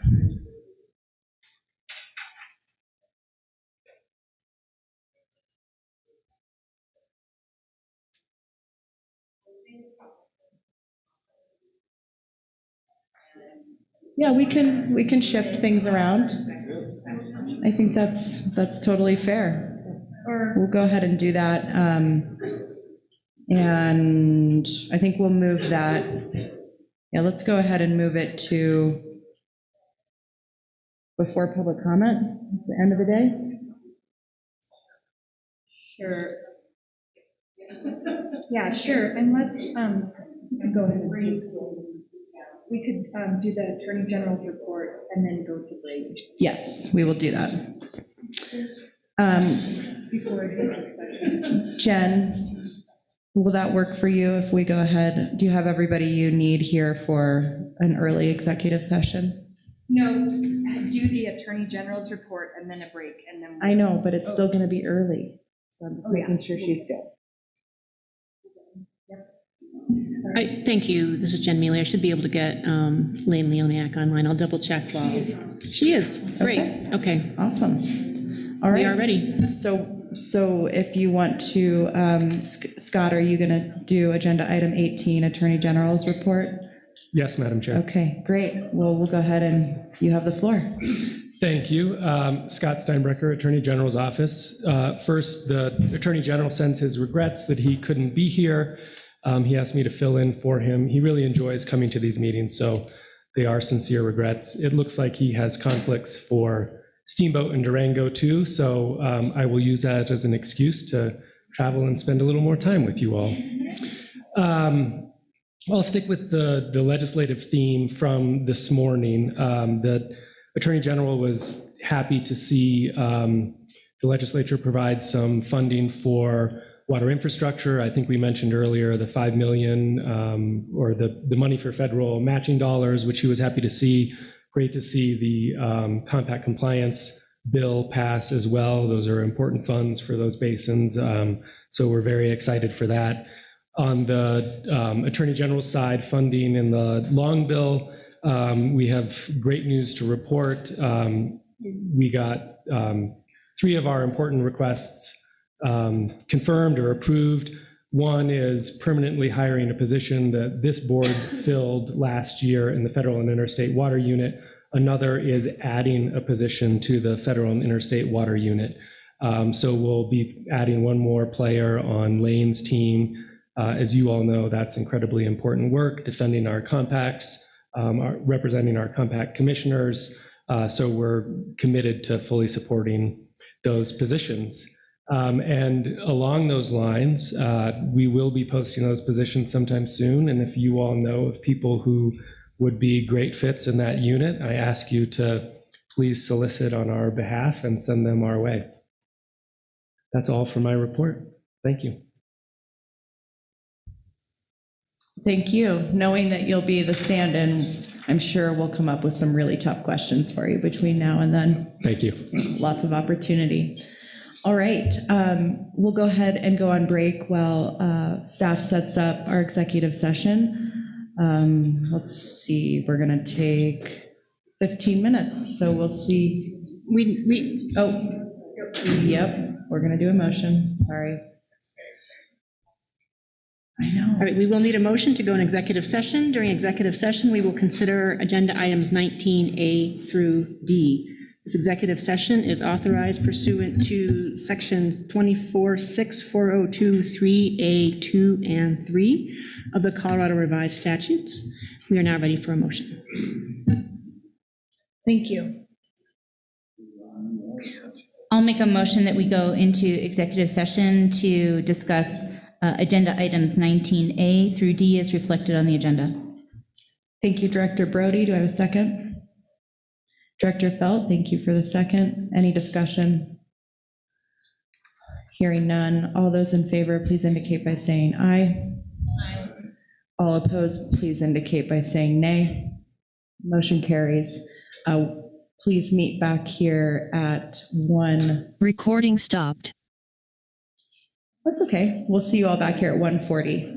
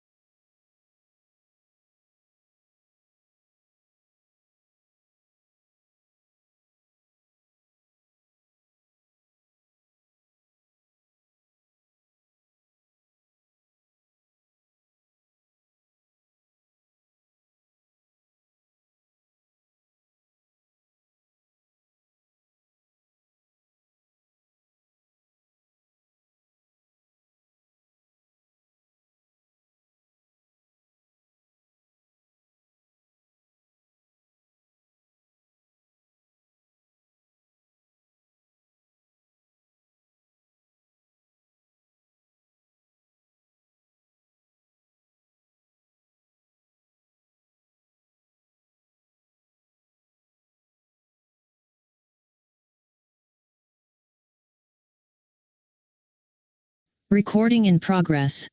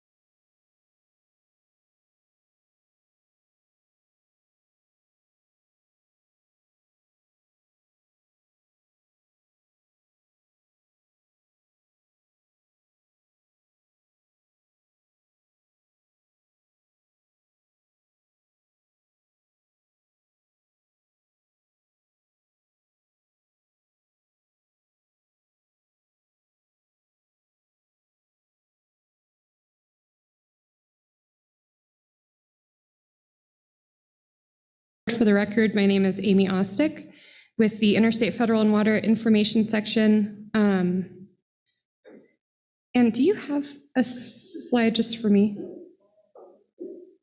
There we go. So I am here for agenda item number 21, but before I get into that, I did just want to, it occurred to me that the If We section has a new staff member since our last board meeting, and that is Kara Scheel. I was fortunate to steal her from Rob's section, and I'm super, super thrilled to have her join us.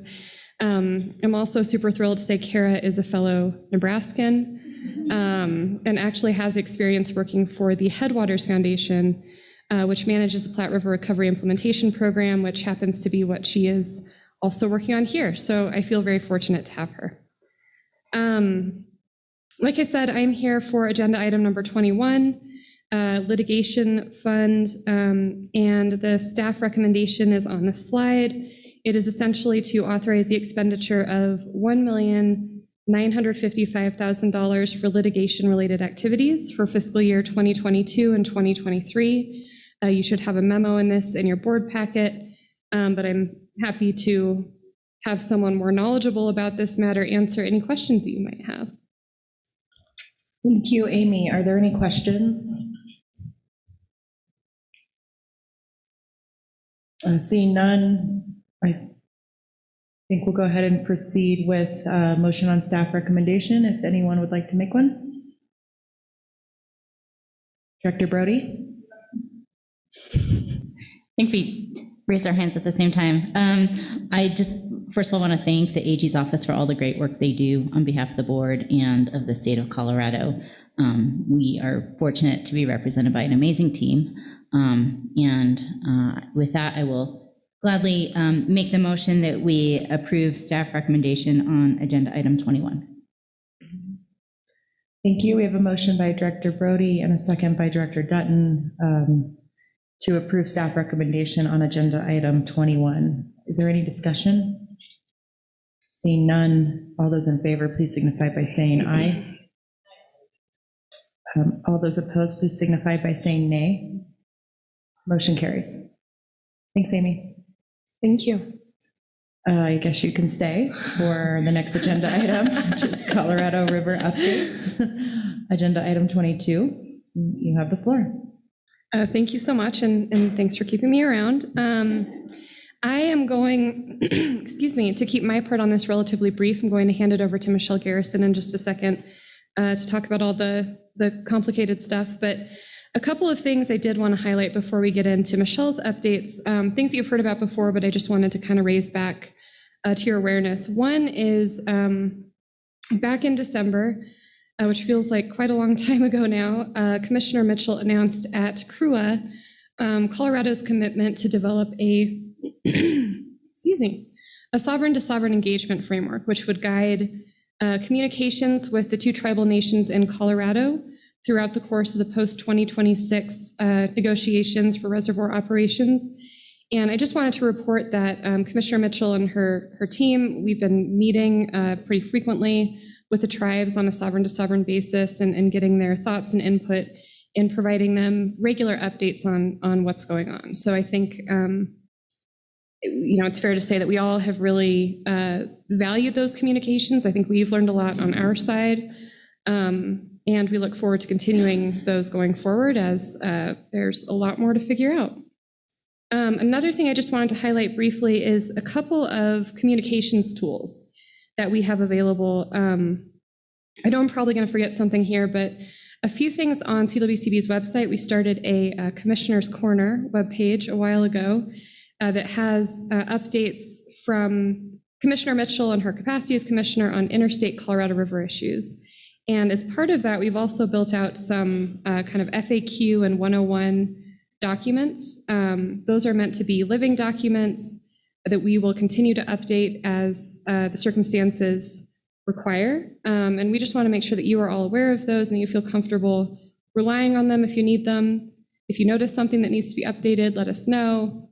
But we'll continue doing our best to make sure those are updated. And a huge shout out to Sarah for keeping us on top of things with those. There's also recognition, though, I think that in terms of messaging things like shortages that our water users are facing, sometimes those messages make more sense coming from the people who are actually experiencing them. So to the extent we can do our part to elevate those stories or those messages, that's something we continue to be interested in as well. So let us know your thoughts. And with that, I'm going to turn it over to Michelle.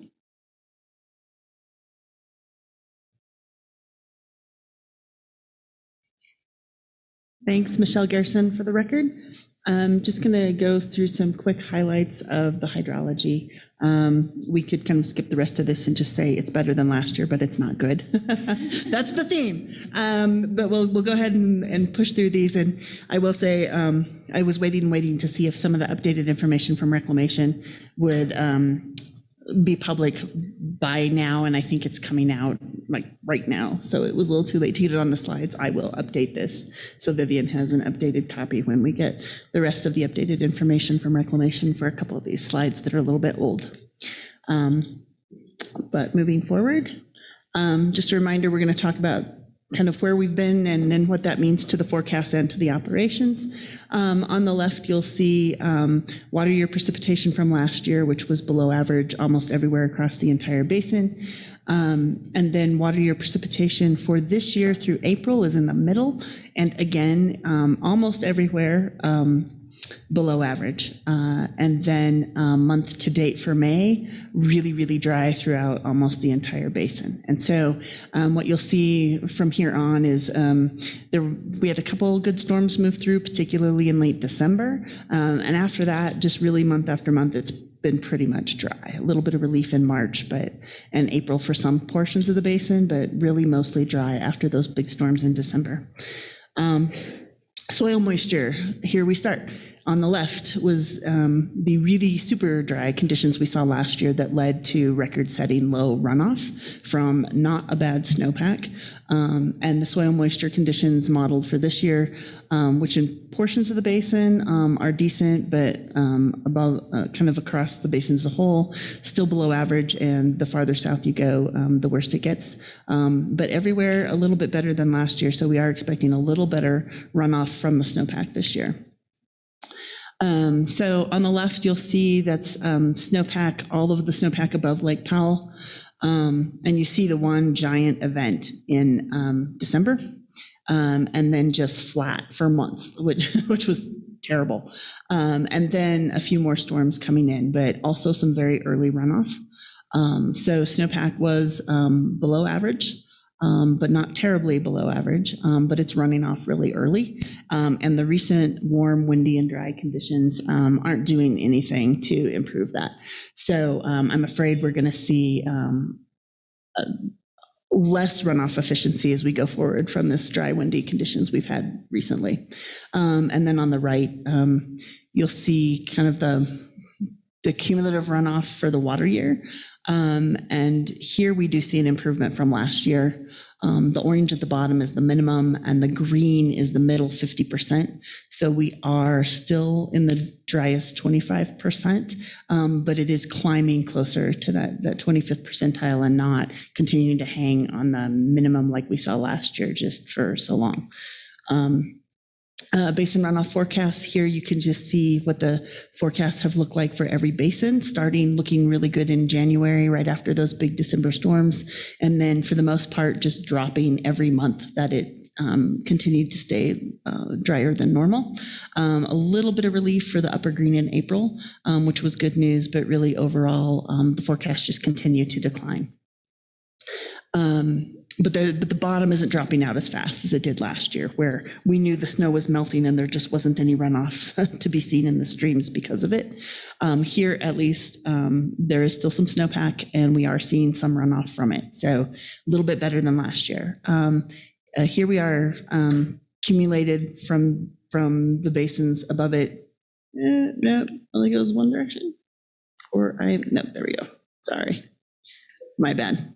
So different portions of the basin are doing, differently, but when you get to Powell, not good news. And here you can see the early forecasts, which included some pretty high forecasts were made right after those big storms, and then this gradual decline, a pretty quick decline in throughout January, February, and March as it stayed really dry and it kind of settled in a little bit better. April wasn't quite late March and April weren't quite as bad. So the decline hasn't been as drastic in the forecast this year, but still looking at 55 to 60% of average at best. And that's what we're seeing so far in the runoff. We are seeing runoff a little over 1 million acre feet into Powell so far, which is good news, but that's about 55, 60% of average, which is what we're expecting both for April through July runoff and for kind of the water year, pretty similar. A different way to look at this that I just looked at, and this is a little hard to read, it's actually an online interactive where you can compare different years, and then the transparent stuff in the background is the maximum, the wettest 10%, and so on and so forth. So median is green in that background. And then the hot pink and the faded red are 2021, and the minimum over 1991 to 2020, and the black is this year. So you do see that improvement every month, essentially, from this year over last year. And you can see how bad last year was. There were a couple of months last year where runoff set a new minimum record, and you can see that in this graph. But you can also go back if you're interested and compare it to a bunch of different years. Moving forward, climate forecasts, are we going to see an end to this anytime soon? No, unfortunately, we're not. May is predicted to be higher likelihood of being dry, higher likelihood of being warm. And that trend continues on into the summer. La Nina conditions are expected to continue, which isn't great news either. You do see a little bit of a monsoon showing up in the forecast for June, July, August.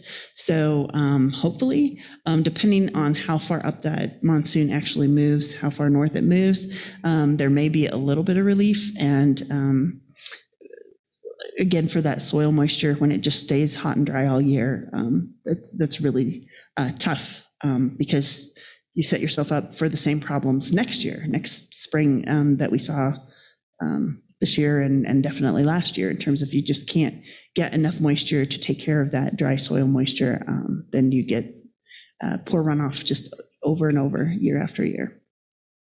In terms of water supply forecasts, same story. On the right is 2021, which was abysmal, second lowest on record. 2022 is still below average almost everywhere and not looking great, but better than 2021. Storage conditions here, if you look at Navajo, you'll actually see it's been increasing. A runoff in the San Juan started early because of the warm conditions. So Navajo has been filling. Lake Powell is starting to see runoff, as are the other reservoirs. Flaming Gorge was in the best shape in terms of carryover storage from previous years.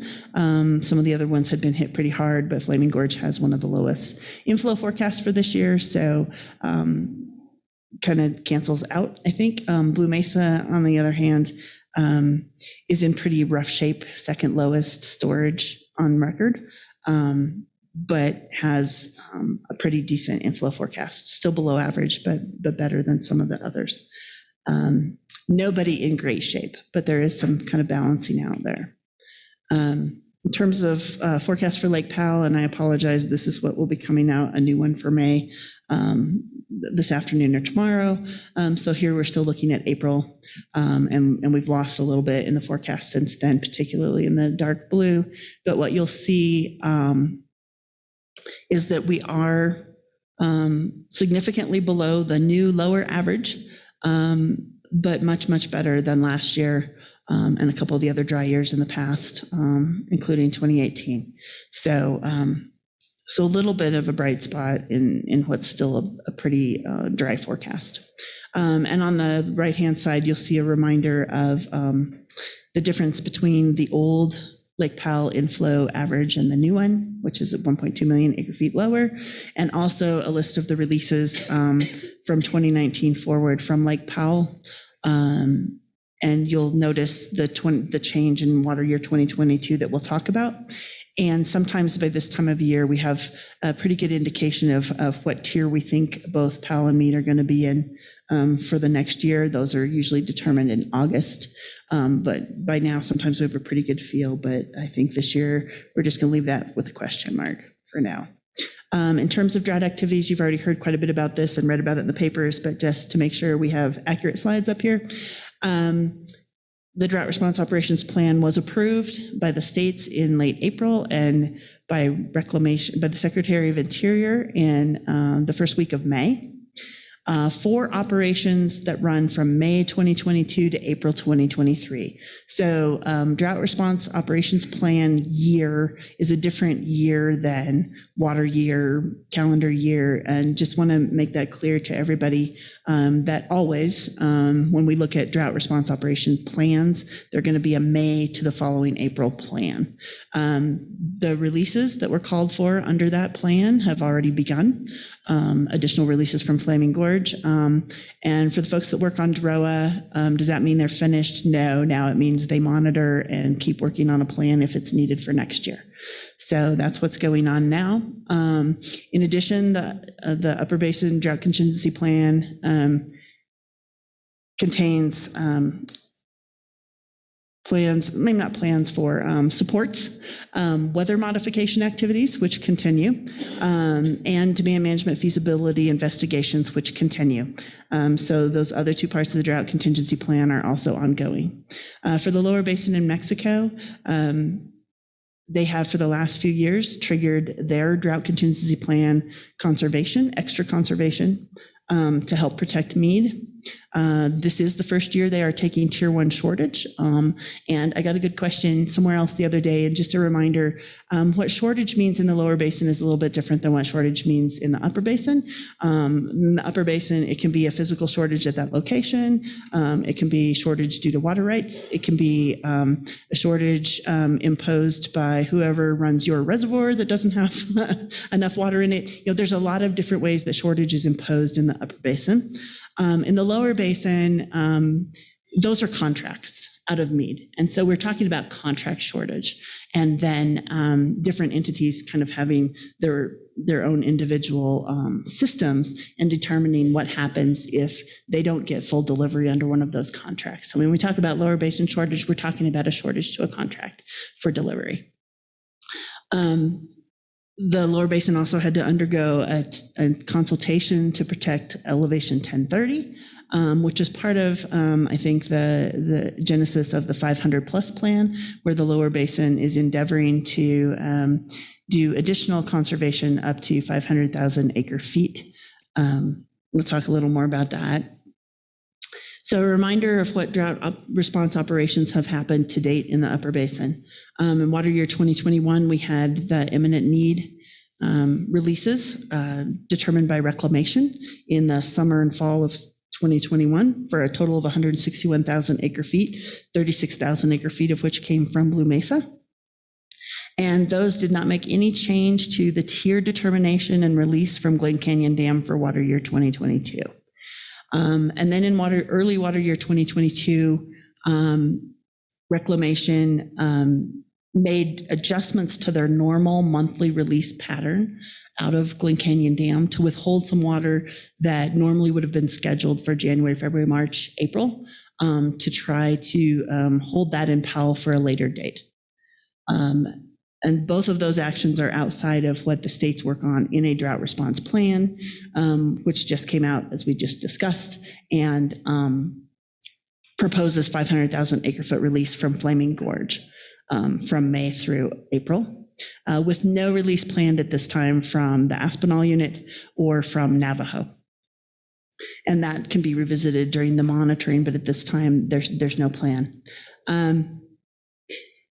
And in addition, there is this coordination with the Secretary on on her decision to modify Glen Canyon Dam operations for water year 2022. So Glen Canyon Dam, the releases from Glen Canyon Dam are usually set in August by the August 24-month study of reclamation. And it's based on the elevations of both Powell and Meade together. And when that was determined last August, it was set at 7.48 million acre feet. And given the conditions, the Secretary has decided to decrease the water year 2022 releases down to 7 million acre feet. So there will be an additional 480,000 acre feet withheld in Powell, essentially including the 350 they'd been holding from January, February, March, right? And then planning to release later in the year, they won't, and they will withhold another 130,000 acre feet they otherwise would have released. That's meant to be operationally neutral.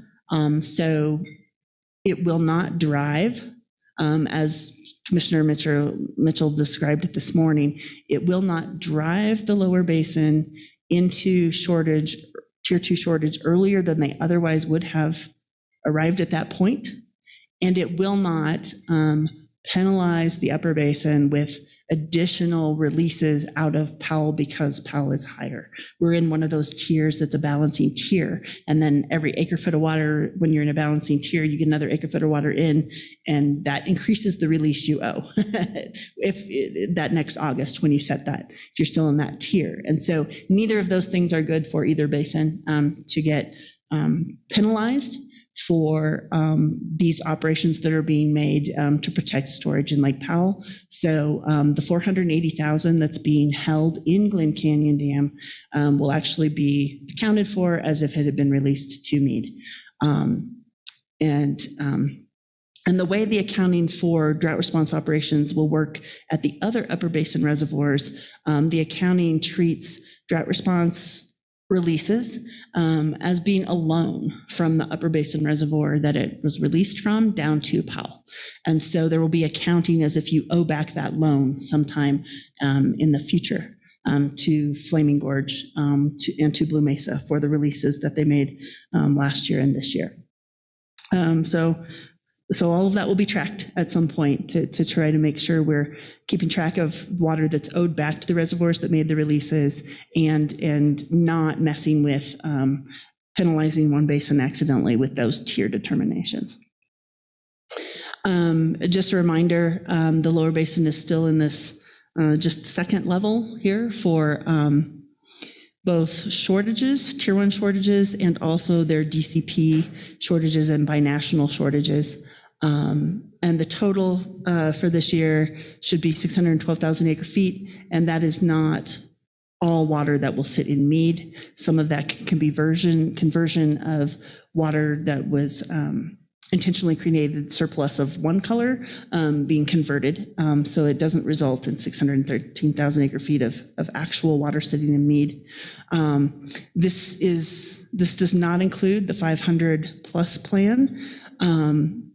And the lower basin will not meet their goal, it doesn't look like, of getting 500,000 acre feet extra in Meade under that plan.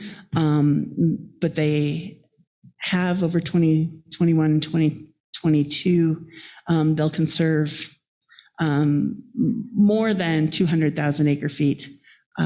There's also some ICS being released this year. California is experiencing extreme drought in its own internal state water system as well. And so I think they're drawing on some of their ICS water. So as Mead is tanking, they are allowed to release some of that ICS to offset some losses they've had elsewhere in their supply. Which is offsetting some of the benefits of some of the water that's being stored in the 500+ plan. So Mead will be in rough shape as well. And just a reminder, there are some updates to forecasting and modeling to be watching for the 500+ plan.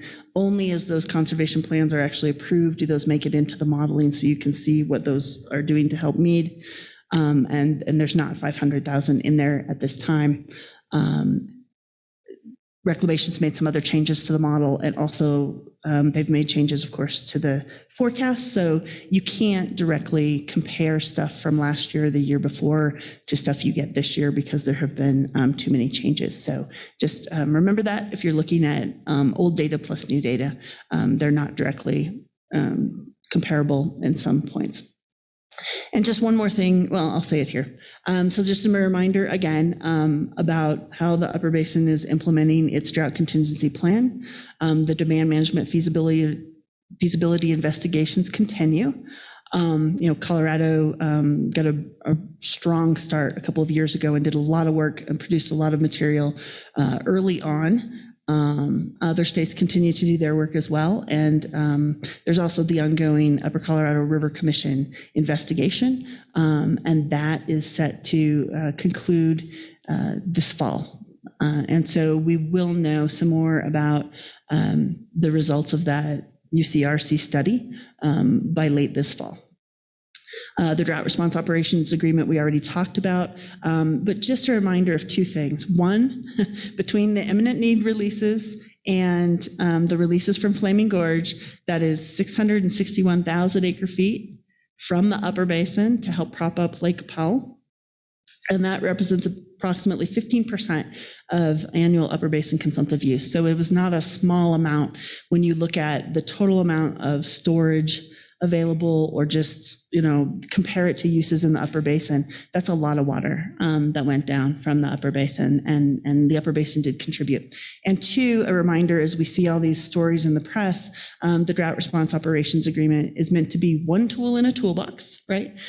Drought hits a lot of different regions at a lot of different scales in a lot of different ways, and you need a lot of different tools, and this is one where reservoirs can help retime and delay or reduce certain negative impacts to certain resources only. They can't do everything. And so I know there's been some consternation about the drought response operations agreement, and just a reminder, it's just one of the tools. And obviously tomorrow there'll be a workshop where we talk about other tools. And so this is just one, and essentially it's working kind of as intended. It's just can only do what it can do. And I would say the other concern we've heard a lot about that I think could use some clarification is what's so important about protecting 3490 at Powell. Is everybody just obsessed with hydropower? Is everybody obsessed with money? What is it? And it's not, as you've heard before, but just on the record, again, it's not just that, it's several things. One is that there are the city of Page, Arizona, and some tribal nation members get water directly from Powell, and those intakes are at risk at 3490. And so there are some folks who could lose their direct water supply. There are some infrastructure issues where Glen Canyon Dam was actually built for the turbines to be the main outlet works. And so there are the bypass tubes below that. Those were not built to be the main outlet works for long extended periods of time. They're for emergencies and other releases. They do experiments with them and things like that. But Reclamation has been very clear that they weren't designed to be the only method of releasing from Glen Canyon Dam for extended periods of time. And they have some concerns about doing that. And in terms of the hydropower, there are, again, some tribal nations, some other folks that, due to their location, rely physically on Glen Canyon Dam for their power. They're not maybe very connected to the rest of the grid. And so they risk losing their power source entirely. And also that the water, the power that's marketed by Western Area Power Administration goes to a lot of rural, low-income and tribal communities. And so there's an equity issue of being very careful to not just drop through that without taking some measures, if you can, to make sure that those folks who can't access or can't afford another supply still have some supply. So it's a lot of things, and it's not just money or whatever. So 3490 happens to be, a couple of different things, but there is benefit. And the Droughts Response Operations Agreement plus that coordinated response with the Secretary deciding to hold an additional 480,000 acre feet back in Powell, those two things together decreased the risk of Powell dropping below 3490 between now and next summer dramatically. Each of those things helped a little bit, but when you do the two things together, it resulted in a drastic reduction in that risk of dropping below 3490. So I think that's why those two things were done in concert. And hopefully we'll see some better hydrology and be able to continue to move forward, but we'll continue to monitor what the hydrology for this year and next year look like. Weather modification, of course, continues in the basin. And federal infrastructure funds, just a reminder, the infrastructure bill included $50 million for upper basin drought contingency planning implementation. And the states have been working with the UCRC to prioritize and make plans for using those funds when they become available, including increasing the stream gauging, weather modification efforts, and monitoring and verification needs all throughout the upper basin, right? The upper basin is spread far and wide and doesn't always have a lot of instrumentation, measurement, and monitoring devices available. So I think you'll see some of the funds going towards that. And that effort is ongoing. So stay tuned if the funds start actually rolling and things start actually being installed, we'll keep you posted. And I think that's it. Amy, right? Yep. If there are any questions. Thank you. That was a great report. All right. Does anyone have any questions for Michelle? No. Right. Thank you. I don't think so. Okay, thank you. Moving on.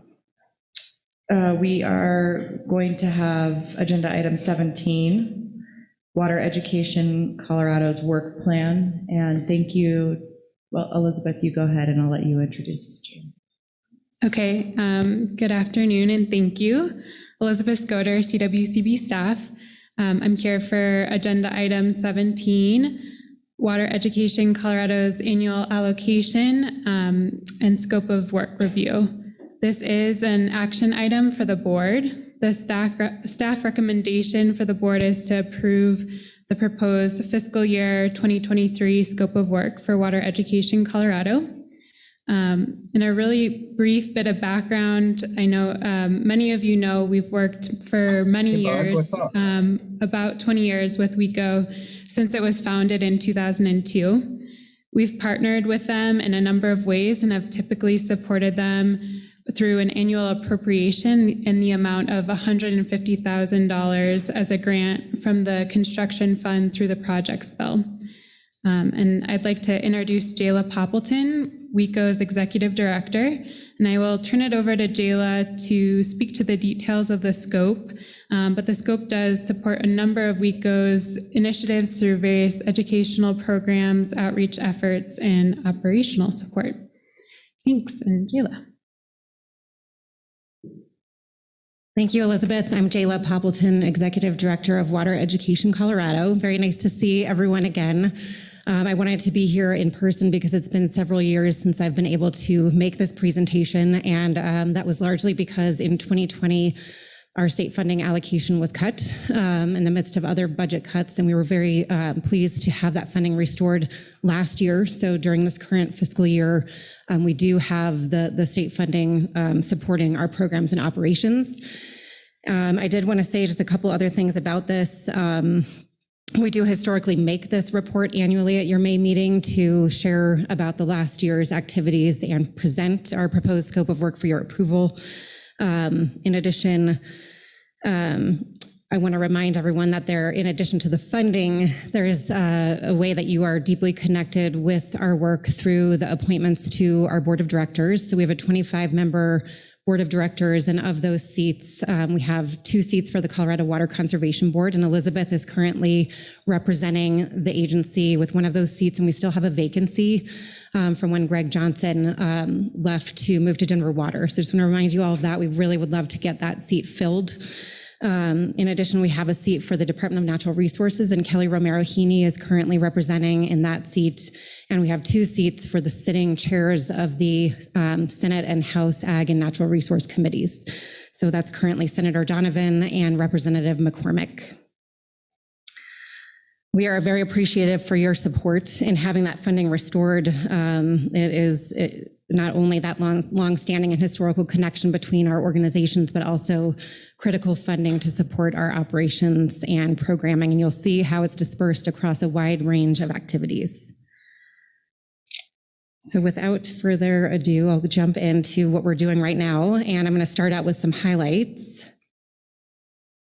Mainly a major activity that's out of our norm is spearheading the Water 22 public awareness campaign this year. So we launched that together with Director Gibbs and Commissioner Greenberg and the governor at Colorado Water Congress in January. And this is a year-long initiative, so it will span the entirety of 2022.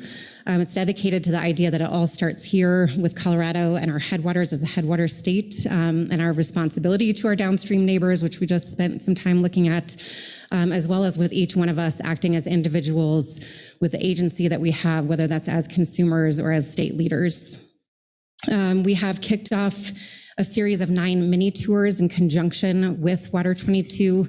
Those are connected also to the Colorado Water Plan update. So we're highlighting the work of the basin roundtables in each of the major river basin regions that the roundtables are active in, and looking at the successes from the last 5 years of implementing their BIPs, as well as their priorities going into the Colorado Water Plan update, and really working hard to bring out some new individuals that may not have been actively engaged with the roundtables or the Colorado Water Plan update process in the past. Oops, I need to go back. Other highlights, we've concluded phase 1 implementation of the statewide water education action plan that launched in January of 2020. So we concluded that in December of 2021 and just finished our final report and submitted that, and be happy to share it with anyone here so you can see the work that was achieved under that plan. Another highlight is just the return of our in-person programs. So bringing back the in-person River Basin tour. That's going to be big. Last year it was a virtual tour, and the prior year it was canceled. We got to launch our Water Leaders program this year, last month, for the first time in several years, with the whole class coming together in person as opposed to on Zoom. So it was just a reminder that it's a lot more fun that way.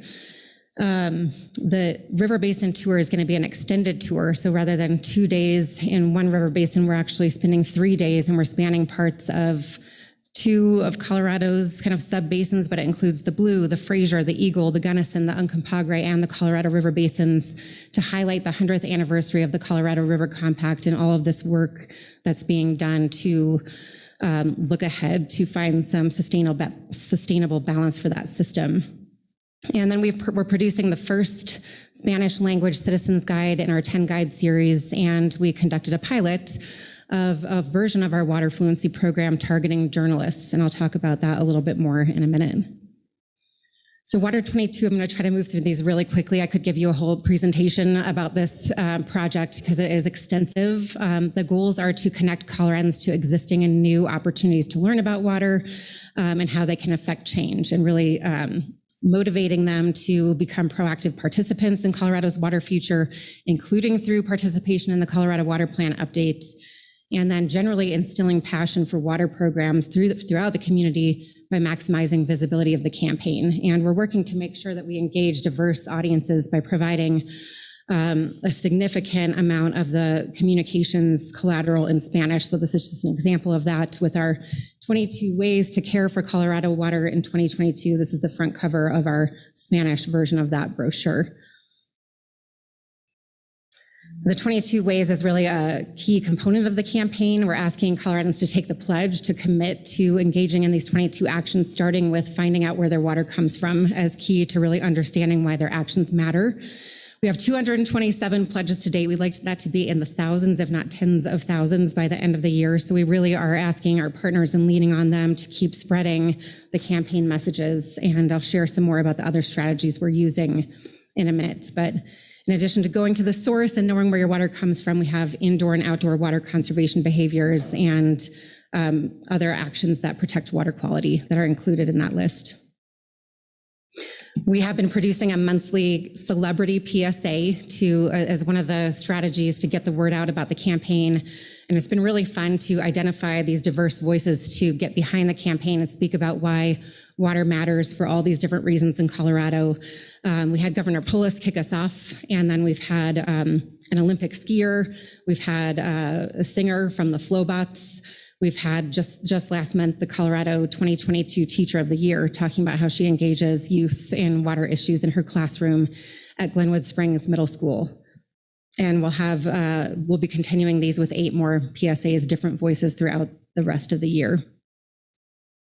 And then we're also using PR strategies to get out the word through the media. And we've had 25 stories in different mediums to date, which is measured with a 7.2 million positive, unique views for the campaign via those outlets. And those have been in different parts of Colorado, from Denver to Grand Junction, Durango.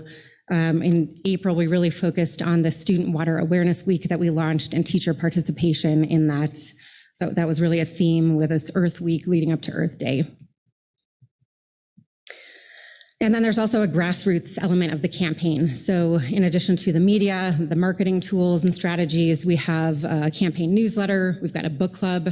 We're actually hosting a statewide book club discussion on our first selection, The Water Knife, which is sort of this dystopian view of the Colorado River, really blowing up by Paolo Bacigalupi. He actually did an author talk last week with Brad Udall that was really interesting. We had 100 people show up to that. It was virtual. But a really engaging conversation, just looking at, what could things look like if they got really dire, and how can we avoid that future by all doing our part.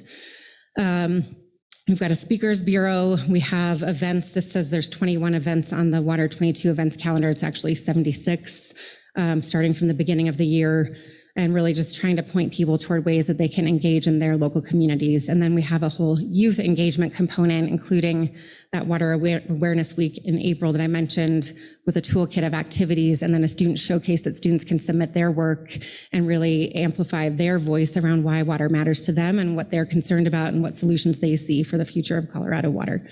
And that's open through October 1st, and then we'll be recruiting judges to evaluate that work.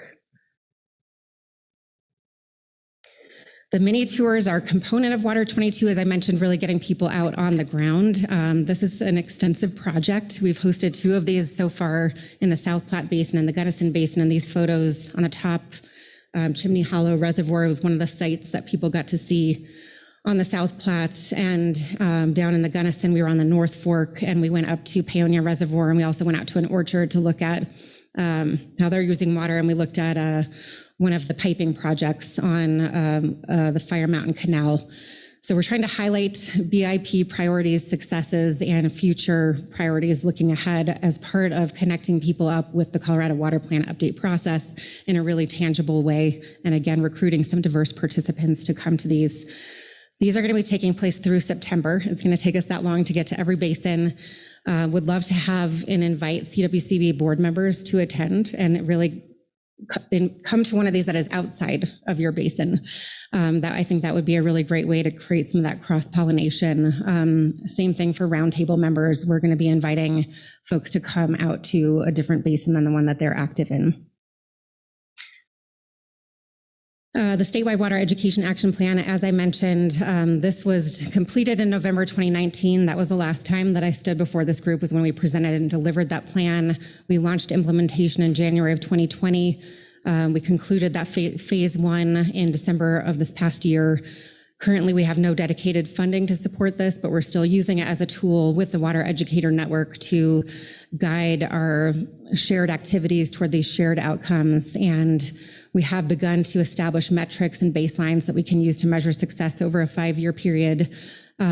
We've begun developing toolkits and resources to support the implementation of this project. And this is something that has been supported in the past by the scope of work. So I'm going to try to call that out because there's a continuation of that you'll see in the proposed scope for the coming year. Our leadership programs, Water Leaders, has been operating since 2006. We've put more than 205 water professionals through this program, including some of the folks at this table. It's something that we're really proud of, being able to continue.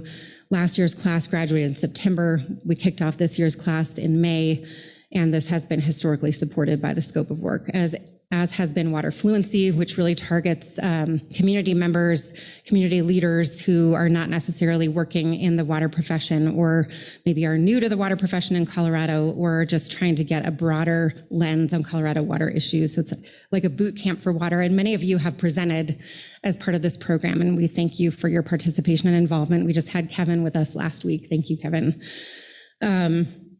We've had 237 participants go through this program since 2015. It's in its 8th year. We focus on different regions in the state. This year, we're focusing on the Gunnison, and we're focusing on the Rio Grande Basin next year if local partners are supportive. So we'll be engaging in that conversation soon. It is being held as a hybrid this year, which helps accommodate participants and speaker schedules, reduces travel time, but we will be hosting one of those sessions in person in Gunnison so that people can get that field experience and that in-person networking. The Water Educator Network, we've been operating since 2014, and this is an affiliate program for educators working with different audiences on different programs throughout the state. We convene them for opportunities to collaborate, train best practices, to receive new tools and resources. Some examples include water festival coordinators or teachers working with K through 12 classrooms. We're in our 2nd year of a pilot professional development unit in the Denver Public Schools. So we had teachers participate in that. They can actually get a salary bump for going through this program. It's equipping them to provide better water education in their classrooms. They develop a unit as part of going through this program. So that's something that we're hoping to continue and expand. And then we are the host institution for the state of Colorado for Project WET, which is an international program that provides water-based STEM curriculum. And so we provide educator and facilitator trainings at least once per year, one of each in Colorado in different locations or virtually, to help people implement this curriculum in their classrooms or other educational settings. We already talked about our tours. In addition to the River Basin Tour, June 15th to the 17th, we hope to see some of you out there. We also have our Urban Water Cycle Tour series that was founded as part of the Water 2012 campaign. These are free. They target community members, getting people out on their local waterway to explore water management issues there. Both of these are also historically supported by the scope of work. And then our publications and digital resources. We produce 3 Headwaters issues per year. This year we focused on tribal water issues that just was released. We focused on mega fires and water. How are we protecting our watersheds in the face of this increasing fire risk? And the last one that we'll publish will come out in July is focused on farm and ranch sustainable water management practices. So we're excited about that one as well. And we're currently translating the first Citizens Guide, the Citizens Guide to Where Your Water Comes From, which will be completed by the end of this fiscal year. And next year, the fall issue of Headwaters, we've determined the topic will be on the federal role in all of this. And we have not yet determined the topics for the next 2 issues. We will be translating our Citizens Guide to Colorado water law next year. And then I wanted to mention 2 things that are not supported by the scope of work, but that WECO is engaged in, which is incubating the nonpartisan news initiative that is Freshwater News. It's almost 4 years old. It was launched in July of 2018.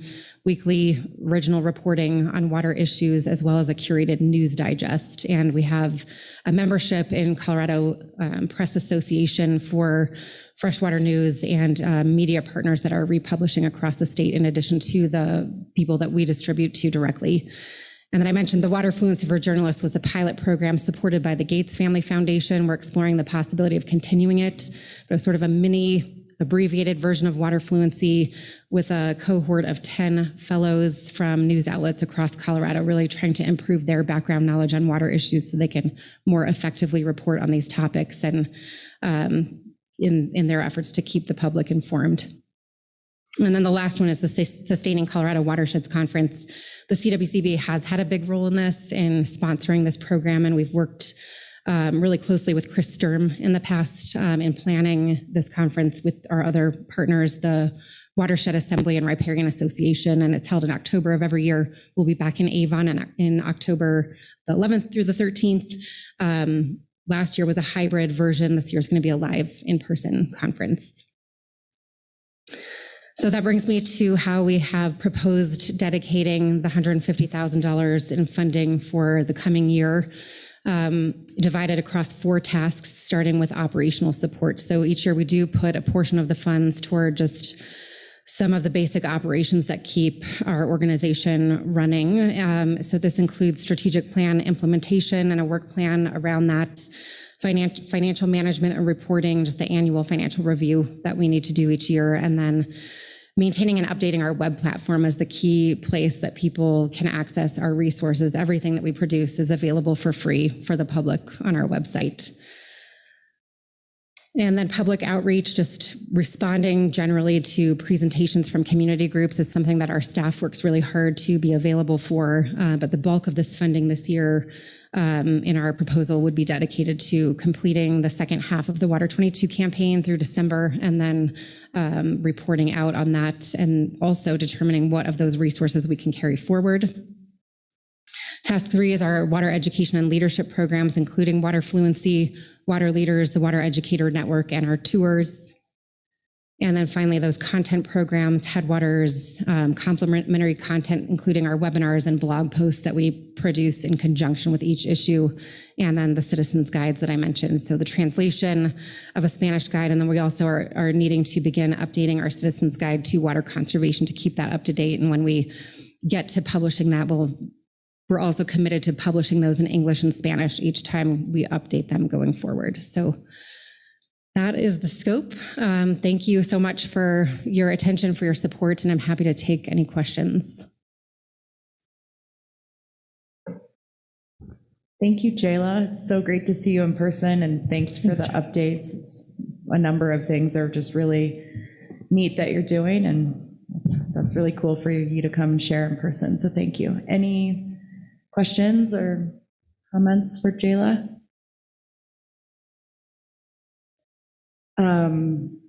I just had one question on the report, the materials that you sent over.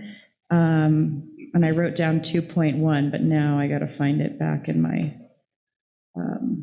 packet. I was just wondering, I'd heard from the River District that they're doing some work educating Front Range people on water conservation. I was wondering if any of your outreach, if you worked with West Slope groups to do education and outreach specifically. It wasn't really mentioned in the, there were some more Front Range centric organizations, but I wondered how you interacted with some of the other groups outside the Front Range. That's a great question, Director Brown. Thanks for the question. So you're right, I guess in terms of our involvement in kind of consistent standing work groups that were cited in the scope of work, most of those are Front Range centric. The Water and Land Use Planning Alliance is a statewide group. We do, through the Water Educator Network, interact with just a wide variety of organizations across the state. So for instance, in your region, we would work with PEPO liaisons on the roundtable, as well as with the Yampatika group has been a partner more recently in the last several years. looking at strategies connected to SWEEP, the Statewide Water Education Action Plan, and the training opportunities that we have and resources that we have to help them be more successful in implementing their outreach programs. I would say that is a little bit more ad hoc. So we do receive a lot of ad hoc requests to provide resources, recommend resources, or, as I mentioned, give presentations. And so we try to be as responsive to that as possible, but there isn't another standing work group on the West Slope that we're currently part of. If you have any recommendations or would like to connect us, I'd be happy to explore that. It just occurred to me when I was thinking that when I attended the River District State of the River meetings that they were hosting, they had mentioned they were going to do that outreach. And so that might be something that you could explore or find out, how you complement each other there. But sure. No, I was just wondering if I missed anything. And then I also just wanted to mention with the third section of this, the water education and leadership programs, we were talking this morning just about the importance of embodying leadership, on this board and as we go out into the public and within the agencies around the table. And I guess I would just, encourage you to interact with the leaders we have here, including State Engineer Ryan and Director Gibbs and Commissioner Greenberg on, how they're implementing leadership programs and just how we work with equity and diversity and just expand our own. I like how Director Gibbs said it this morning, blind spots, acknowledging our blind spots, and just hoping that as you all do these great programs and teach people about leadership, that, there's probably some lessons learned and things that these folks are thinking about that might be of use to you as you train our future leaders. Yeah, too. I'd love to do that. I will follow up. Volunteer to you all, but I just thought connecting the dots there as we started our meeting with it and ending the day with you on that important training. So that's all I had. Anything else? Okay, I think that there is a staff recommendation here, or maybe not. Yep, nope, there is. So the staff recommendation is that the board approve the proposed fiscal year 2023 scope of work for Water Education Colorado. Oops, Director Dutton. I move we approve staff recommendation on agenda item 17. Oh, whoa. I don't know what to do now. I'm going to give it to Director Felt over here as the second. So we have a motion by Director Dutton and a second by Director Felt to approve staff recommendation on the proposed fiscal year scope of work for Water Education Colorado year 2023. Any discussion? Seeing none. All those in favor, please indicate by saying aye. Aye. All those opposed, please indicate by saying nay. Okay, motion carries. Thank you so much. Thank you very much for your support. Yeah, thanks for coming. All right, well, that takes us to our final agenda item of the day, which is public comment, agenda item 23. And I don't believe we do not have anybody signed up for public comment unless there's anyone in the room that we're missing. Okay, great. Thanks. We'll go into recess here at 5:04, and we'll see you all tomorrow morning.